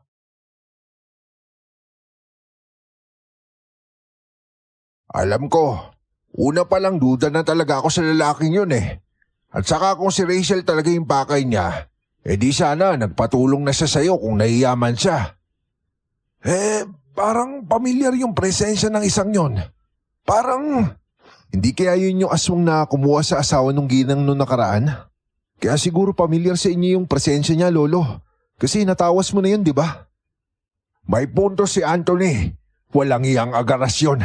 Napakatuso talaga. Akala niya makakapagtago siya ng buhay. Pues, nagkakamali siya. At ngayon may hinuha na tayo sa tunay na pagkatao ng agaras na yun. Ang mabuti pa ho, gumawa na tayo ng plano. Tama.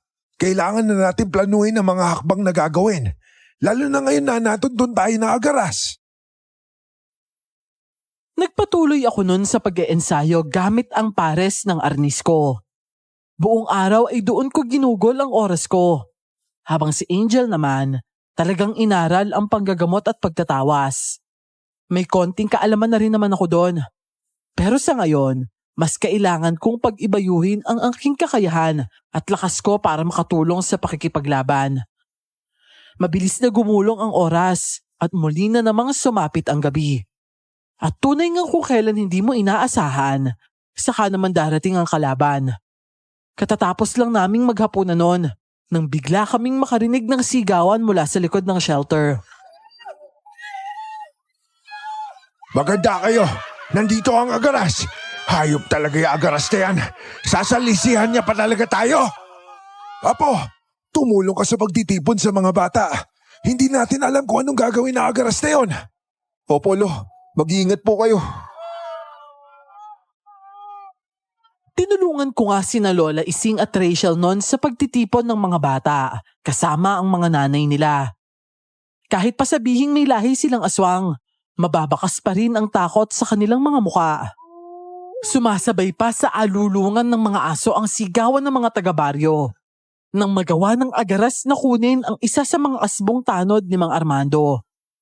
Galit na galit siya noon dahil kahit na binabantayan na nga nila ang bawat sulok ng shelter, nagawa pa rin ng agaras na makapambiktima. Buwisit na hayop na agaras na yan.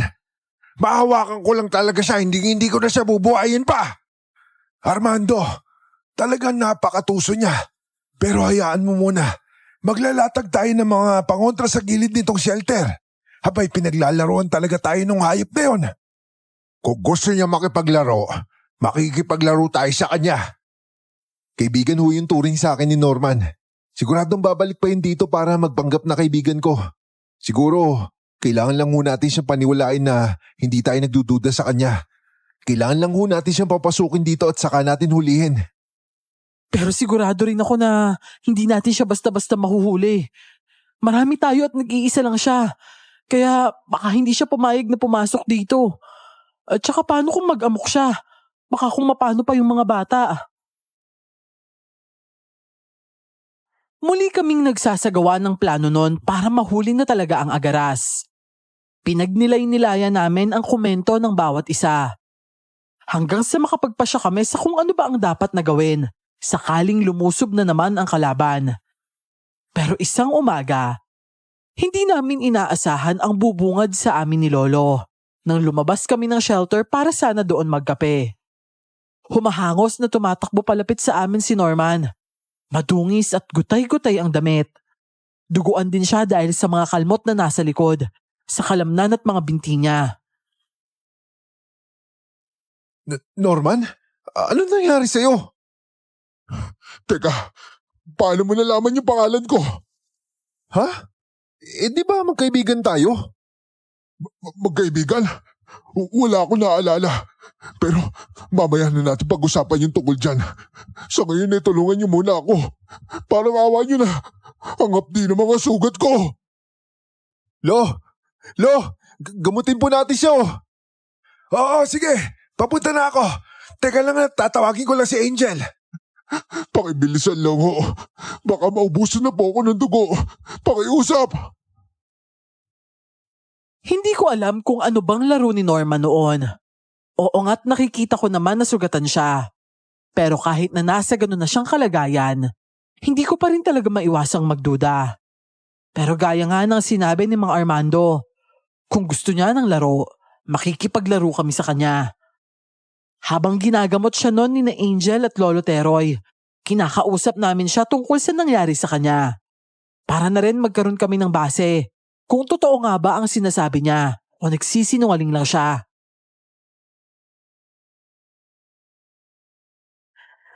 Ang lalim naman po ng mga sugat mo, Kuya Norman. Malalim yung nasa likod pero mas malalim yung dito sa kalamnan. Ano po ba nangyari sa inyo? Saan po ba kayo nanggaling? Ang dami mo naman tanong. Di ba pwedeng isa-isa lang? Mahina yung kalaban. Nga pala Norman. Kanina, bakit parang hindi mo ako kilala? Hindi naman kasi talaga kita kilala eh. Ngayon lang kita nakita. At saka galing pa ako sa kabilang bayan. Pumunta lang ako dito sa baryo ninyo kasi may hinahanap ako. Nahanap mo naman ba yung hinahanap mo? Hindi nga ho eh. Inabot na nga po ako ng gabi kakahanap kaso wala ho talaga. Uwi na nga dapat ako kagabi. Kaso biglang may kumuha sa akin. Mabuti na lang nakatakas pa ako. Iyo. Alam mo kasi, may pumunta dito noong nakaraan. Norman din yung pangalan niya. At nagpakilalang kaibigan nitong si Anthony. Abay manliligaw nga daw siya sa anak ko eh. Ang kaso nahihiya nga lang daw. Ganun ho ba? Sino naman ho kaya yun? Hindi ho kaya may balak siya kaya nagpakilalang bilang ako? Ewan ko lang. Pero kasi hindi ko naman nararamdaman na masama siya eh. Ang totoo nga nun, masaya ako nagkaroon ng kaibigan sa katauhan niya. Pero hindi pala ikaw yun. Pasensya na't napagkamalang kita ha. Nako, wala yun. Pero kung ano yung pwede kong maitulong, handa akong gawin yun bilang pasasalamat na rin sa ginawa niyong pagtulong sa akin. Ayan kuya. Nalagyan ko na po ng bende yung mga sugat mo. Ilang araw lang maghihilom na rin kaagad yan. Salamat, Neng. Ano nga palang pangalan mo? Ako po si Angel. Aba, bagay na bagay ah. Mukha ka kasi talagang anghel. Siya iyo. Baka na gugutom ka na. Gusto mo bang kumain muna? Ay, hindi na ho. Gusto ko na lang po muna magpahinga. Napagod ho kasi ako ng husto sa pagtakas sa nilalang na yun eh. Pero ano ba nilalang yung gumawa niyan sa'yo? Baka ho kasi hindi kayo maniwala. Pero isang agarso yun nagtangkang dumali sa akin.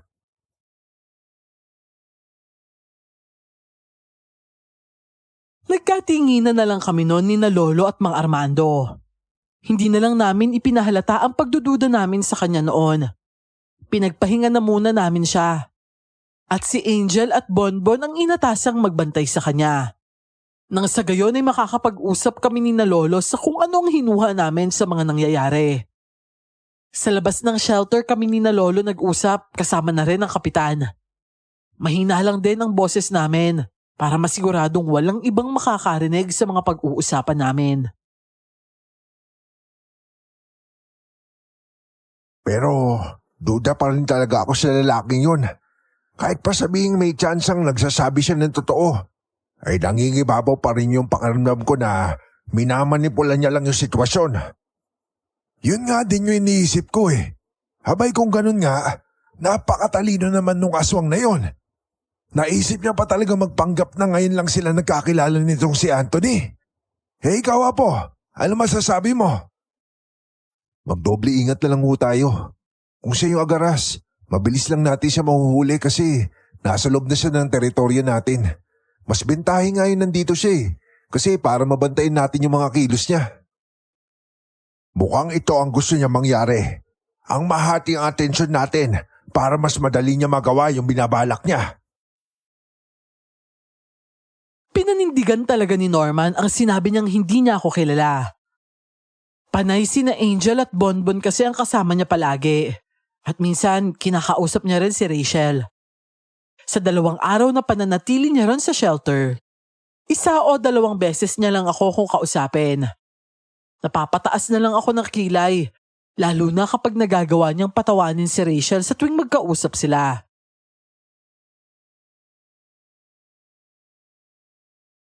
Kuya Anthony, Mukhang bapatay mo na si Kuya Norman gamit yung mga tingin mo ah. Ang tatalim po kasi eh. Ha? Hindi naman no. Hindi mo naman po kasi nakikita yung itsura mo eh. Sana, nagdala na lang po ako ng salamin no? Loko. Ano bang ginagawa mo dito? Ano pa nga ba? Di dinadamayan ka. Dinadamayan? At bakit naman?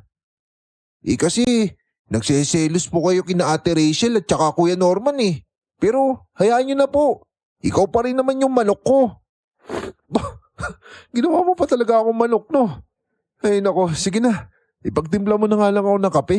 Hindi yun nang aasar ka dyan. Ay nako kuya, mabuti pa nga. Baka kasi sa akin mo na lang ibunton yung galit mo kapag tinulungan kita sa pag-iensayo eh.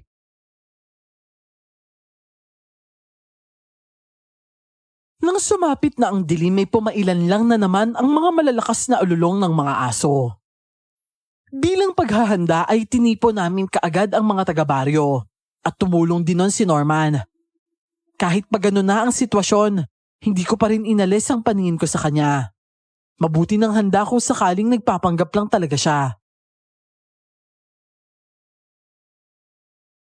Oo, sige na. Tulungan niyo na sina tatay sa labas. Kami na ni na Bonbon at Lola Ising ang bahalang magbantay sa mga nandito. Sigurado ka ba? Pwede naman ako tumulong sa inyo. Kaya na nila yan Norman. Nasa labas yung kalaban. Naduduwag ka ba? Oh, edi ikaw na matapang. Magsihandaan na kayo. Anumang oras, maaaring sumalakay sa atin ng agaras. Norman, ayos ka na ba? Pwede namang dito ka na lang sa loob. Hindi ho, Kapitan Armando. Nakakaya naman ho kasing masabihan ng duwag ng isa dyan na ubod ng yabang. Ano ba kayo? Hindi ito ang tamang oras para sa pagtatalo. Kung ano man yan namumuong tensyon sa inyong dalawa, ipagpaliban nyo muna. Mas mahalaga ang kaligtasan natin lahat ngayon. Masama kaming nagkatinginan nun ni Norman. Imbis na maging magkaibigan, naging magkaaway pa nga kami. Ewan ko ba pero kumukulo talaga ang dugo ko sa pagiging mapagpanggap niya. Lumabas na lang kami noon at kina Lolo Teroy siya sumama. Habang ako naman kay Mang Armando. Ilang sandali pa ay nakarinig na lang kami ng mga sigaw galing sa kanya. At saka naman humahangos na lumapit sa amin si Lolo. Anthony! Armando! Si Norman tinangay yata na agaras! Po? Pero paano nangyari yun? Hindi ko alam. Pero kailangan natin talasan na pakiramdam natin. Baka mamaya, tayo na yung matangay nila. Pero Lo, nakita niyo po bang tinangay nga siya na agaras? Hindi. Paglingon ko kasi sa likod ko, wala na siya tapos palayo na yung sigaw niya. At maya-maya nga lang ay isang mabalasik at malaking nilalang ang tumambad sa hindi kalayuan sa kinaroroonan namin. Namumula ang mga mata niya at nakakatakot ang kabuuang anyo niya. Tumatawa pa siya noon kaya naman sa unang pagkakataon, narinig ko ang boses niya. Mababa, makapal at parabang nanggagaling sa kailaliman ng lupa. Sa wakas agaras, nagpakita ka rin! Bakit Armando? Ganun ka na ba kasabik na makita ko? Kay tagal kong hinintay ang pagkakataon nito para makaharap ka! Hindi, kasi ang totoo, sabik na akong putulin yung leg mo. Sabik na ako maamoy ang dugo mong hayop ka! Mula sa maulap na kalangitan ay bigla na lamang sumilip ang maliwanag na buwan. Tumama ang sinag nun sa balat ni Mang Armando. Kaya naman unti-unti ay nagbago ito ng anyo. Umitim na parang uling ang kanyang balat at humaba ang kanyang mga buhok na nooy nagkulay puti na. Humaba din ang kanyang mga pangil at kuko. Lumaki din siya ng dihamak kaya naman napantayan niya rin ang laki ng agaras. Ngayon agaras, ipakita mo sa akin ang pinagmamalaki mo! Ako ang labanan mo, hangal ka! Huwag ka magmadali Armando. May oras ka rin. Sa ngayon, uubusin ko muna ang mga lipones mo. Sige, subukan mo! Hindi na naituloy ni Mang Armando ang sasabihin nang mabilis na kumilos ang agaras at hablutin ng isang aswang na kasama namin. Dinala niya yon sa likurang bahagi ng shelter kung nasaan ang maliit na kasukalan. Susundan na sana siya ni Mang Armando nang mabilis siyang pigilan ni Lolo Teroy. Wag, Armando! Baka patibong niya lang yan para sundan mo siya! Pero napakarami niya na nakuha sa mga tao ko. Hindi ako papayag na may makuha pa ulit siya! Pero paano yung mga naiwan dito kung aalis ka? Sigurado sasalisihan ka lang na aswang na yon para unti-unting kunin yung mga tao mo, pati yung mga taga-baryo! Pero Lo, ano kung dapat natin gawin para matulungan si Mang Armando? Kailangan ho natin mapatay yung agaras na yon. Marami ng aswang na nakain yung agaras na yon, Anthony. Hindi siya basta-basta. Nakita mo naman, hindi ba? Naging kasing bilis niyang gumalaw ang mga gabunan. Pero naniniwala pa rin ako na may kahinaan siya. Heto, Apo. Gamitin mo itong gintong punyal. Galing pa yan sa mga ninuno natin na nagpasalin-salin sa bawat henerasyon. Hindi pa kailanman pumapalya ang punyal na yan. At kahit dablis lang, hindi kakayanin pagalingin ng agaras ang sugat niya. Kung ganun ho, bakit niyo to binibigay sa akin? Di pa po ako ganun kabihasa gumamit ng punyal. Pero hindi mo malalaman kung hindi mo susubukan. At saka, hindi mo kakayanin labanan yung agaras na yun. Gamit lang yung pares ng arnis mong yan. Kung ganun, sige ho. Gagawin ko ang lahat na makakaya ko para magawa na maayos yung trabaho ko. O sige, Apo. Aasahan ko yan. Muli na namang umalulong ang mga aso noon. At bigla na namang may hinatak ang agaras na isa sa mga tao ni Mang Armando. Napakabilis ng pagkilos na yon na halos anino na lang ang nakikita ko. Maya-maya pa, nagulat na lang ako nang biglang may humawak sa damit ko at mabilis akong hinatak palayo sa shelter. Nabigla ako dahil doon, kaya naman hindi agad ako nakahuma. Ano ba? Saan mo ako dadalhin? Hayop ka talaga. Ano gagawin mo sa akin? Malalaman mo rin, Anthony. Huwag kang atat dahil may kalalagyan ka rin. Umamin ka nga. Ikaw si Norman, di ba? Tama ako, di ba? Ano naman kung ako nga? Walang iya ka. Ano pa talagang pakay mo?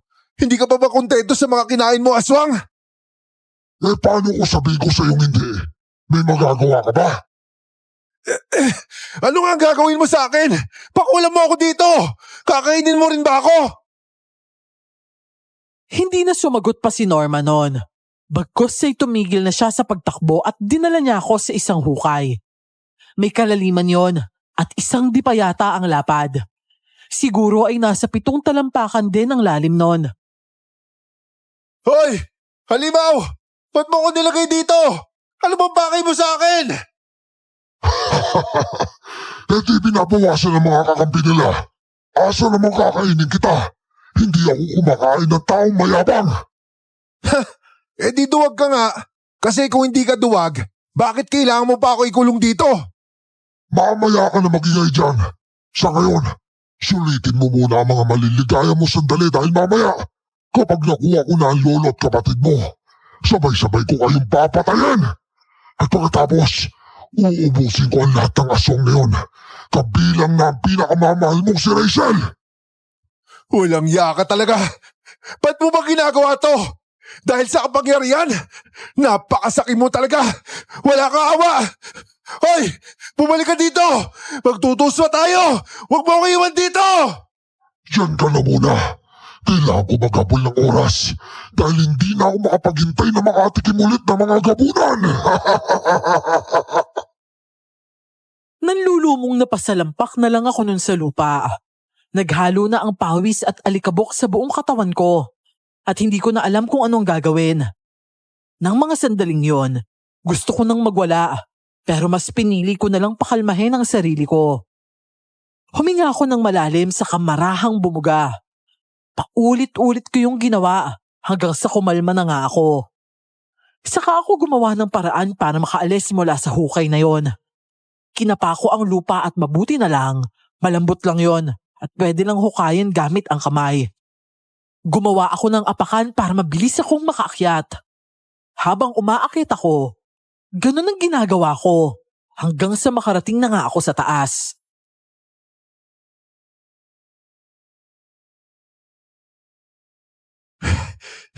Yari ka sa akin ngayon, Norman. Sisiguraduhin kong tatapusin ko ang larong sinimulan mo.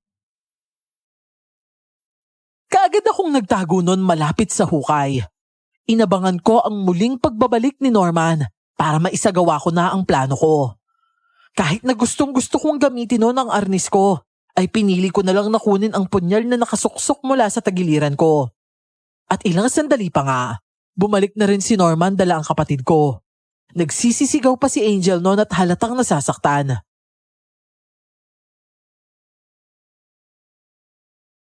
Tumahimik ka ang bata ka. Napakaingay mo.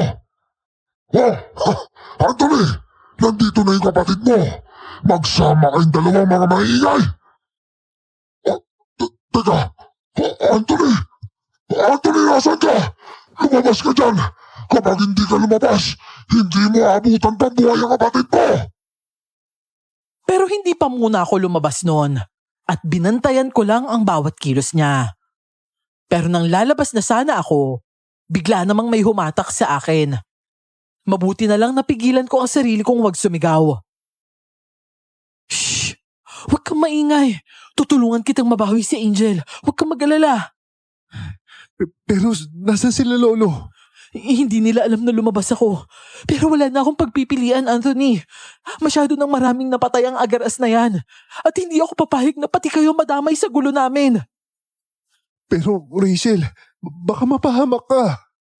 Isa akong gabunan. Mabilis akong kumilos kaysa sayo. Kukunin ko yung kapatid mo para dalhin sa shelter. At ikaw, huwag mong hayaang makaalis dito yung agaras. Kapag nagawa mo yun, babalik ako rito kasama ni tatay. 3 tayong lalaban sa kanya. Sigurado ka ba? Basta mag-iingat ka, ah. Doon ko lang napagtanto na nasaan yung gabunan nga si Rachel noon. Mabilis nga siyang kumilos at tila sumasabay lang siya sa hangin. Nagawa nga niyang hablutin mula sa agaras si Angel. At bago pa makahuma ang aswang, kaagad ko na siyang tinalunan at sinaksak sa likod gamit ang benditadong punyal. Umangil ng malakas noon ang agaras. Sa tulong ng maliwanag na buwan, nakita ko kung paanong umusok ang bahagi ng likod niya na nasaksak ko gamit ang punyal. Walang yaka. Lepal ka talaga kahit kailan. Umalis ka dyan sa likuran ko. Kung hindi, ipabalibag kita. Alisin mo yan nakasaksak sa likod ko. Ang init! Napapaso ako! Inuutusan mo ba ako? Alisin mo sa likod mo kung kaya mo. Pero kaagad nga niya akong nahablot nun at pagkatapos ay walang awang ibinato kung saan. Naramdaman ko na lang ang pagtama ng katawan ko sa matigas na bagay. At nang imulat ko ang mga mata ko, nasa harap ko na siya kaagad. Ano ka yan, Anthony? Masakit ba? Yan ang nababagay sa'yo. Kung sana'y nanatili ka sa hukay na yon, hindi pa sana mapapadali ang buhay mo. Pero dahil pinili mong lumaban, tatapusin na kita ngayon pa lang nang hindi ka na mapakinabangan ng gabunan na yon. Baliw ka ba? Kaya ako nag-iensayo para malabanan kita. Tapos gusto mo magbukbuk lang ako sa ilalim ng hukay na yon? Hoy Norman! Duwag ka nga, boplax ka pa! Hinawakan ko ng mahigpit ang punyal at kaagad yung isinaksak sa binti niya. Marahil ay hindi niya yun inaasahan, kaya hindi siya kaagad nakailag. Muli na naman sana niya akong bubuhati noon, pero bigla na lang may tumama sa mukha niya. At pagkatapos ay biglang may bumuhat sa akin palayo sa agaras. O ano, ayos ka lang ba, Anthony? Apo, nasaktan ka ba niya? Nasugatan ka ba? Akin at gagamutin ko. Nandito ka rin, Polo. Abay, siyempre. Ako pa ba? Trabaho ko ang tumulong sa pagtugis sa agaras na yan. Pero ano, nagawa mo ba masugatan ng agaras na yan gamit ang punyal? O, Polo. Mga buwisit! Mga walang niya talaga kayo. Pinagkakaisa niyo pa talaga ako. Bakit pa kasi ayaw mag-inom ng sugat ko na to? Kanina pa to Dahil benditado na isang batik ang albularyo ang punyal na gamit ng apo ko. O ano? Masakit ba? Mahina ka na, Agaras. Bakit ka ba hindi nalang sumuko? Magiging bangkay muna ako bago niyo ako mapasuko.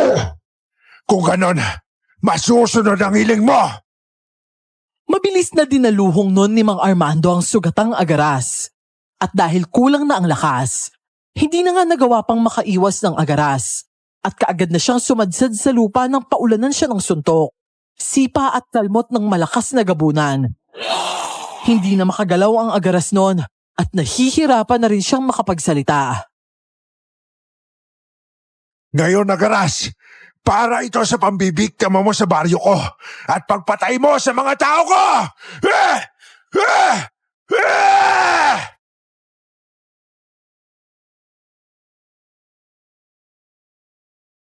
Wala na ngang nagawa noon ang Agaras nang biglang baliin ni Mang Armando ang leeg niya. Dahil sa malakas na puwersa ng gabunan, kaagad na humiwalay ang ulo nito mula sa kanyang katawan.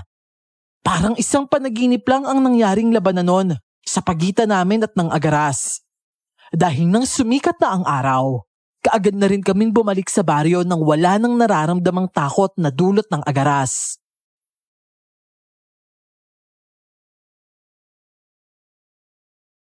O ano? Kamusta ang pakiramdam mo, Anthony? Maayos na po ko, Lo. Anthony, iginawa kita ng sopas. Kumain ka na ng malam na naman yung sikmura mo. Naku, nagabala ka pa. Pero salamat dito Saka salamat sa pagtulong mo sa amin ng kapatid ko. Ano ka ba naman, Anthony? Bisita namin kayo kaya cargo namin kayo. Tsaka isa pa, kami naman talaga yung kalaban ng Agaras na yun eh. Nadamay lang kayo.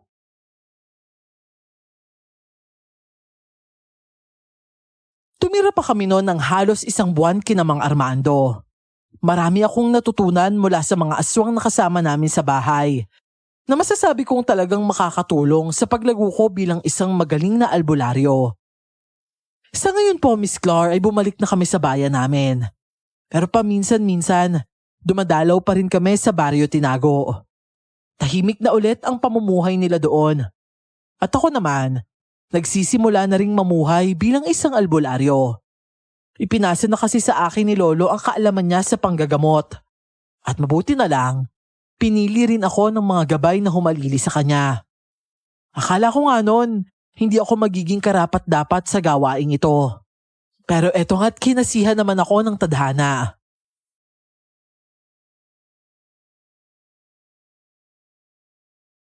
Tao po!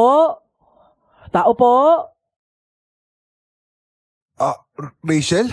Oh, anong masamang hangin at napapunta ka naman dito? Masamang hangin talaga? Hindi ba pwedeng na-miss ka lang ni ate? Huy! Bonbon, ano ba pinagsasasabi mo dyan? Manahimik ka nga. Aba, crush mo pala ako, Rachel Ikaw Kala ko mabait ka lang talaga sa akin. Yun pala, may gusto ko pala sa akin. Namula ng husto ang mukha ni Rachel noon. Siguro dahil nahihiya siyang ibinuking siya ng kapatid niya. Pero hindi ko na rin pinalampas ang pagkakataong yon. At niligawan ko na nga si Rachel. Ilang taon na rin kasi ang lumipas at ayoko nang magsayang pa ng pagkakataon. Hanggang ngayon ay hinihintay ko pa rin ang matamis niyang oo. Nakikinig rin po siya sa 5 niyong channels, Miss Clar. Mapa Miss Clar Horror Stories, Bangungot Diaries, Mga Liham ni Soledad, Dear Esperanza at sa bago niyong channel na Miss Pinky Aswang Stories. Kahit saan daw po doon ay mai-ere sana itong aming istorya. At sasamantalahin ko na din po ang pagkakataong ito. Rachel, kung sakaling nakikinig ka man, nais kong malaman mo na maghihintay lang ako hanggang sa maging handa ka na. Hanggang dito na lamang po ang aking kwento, Miss Clar.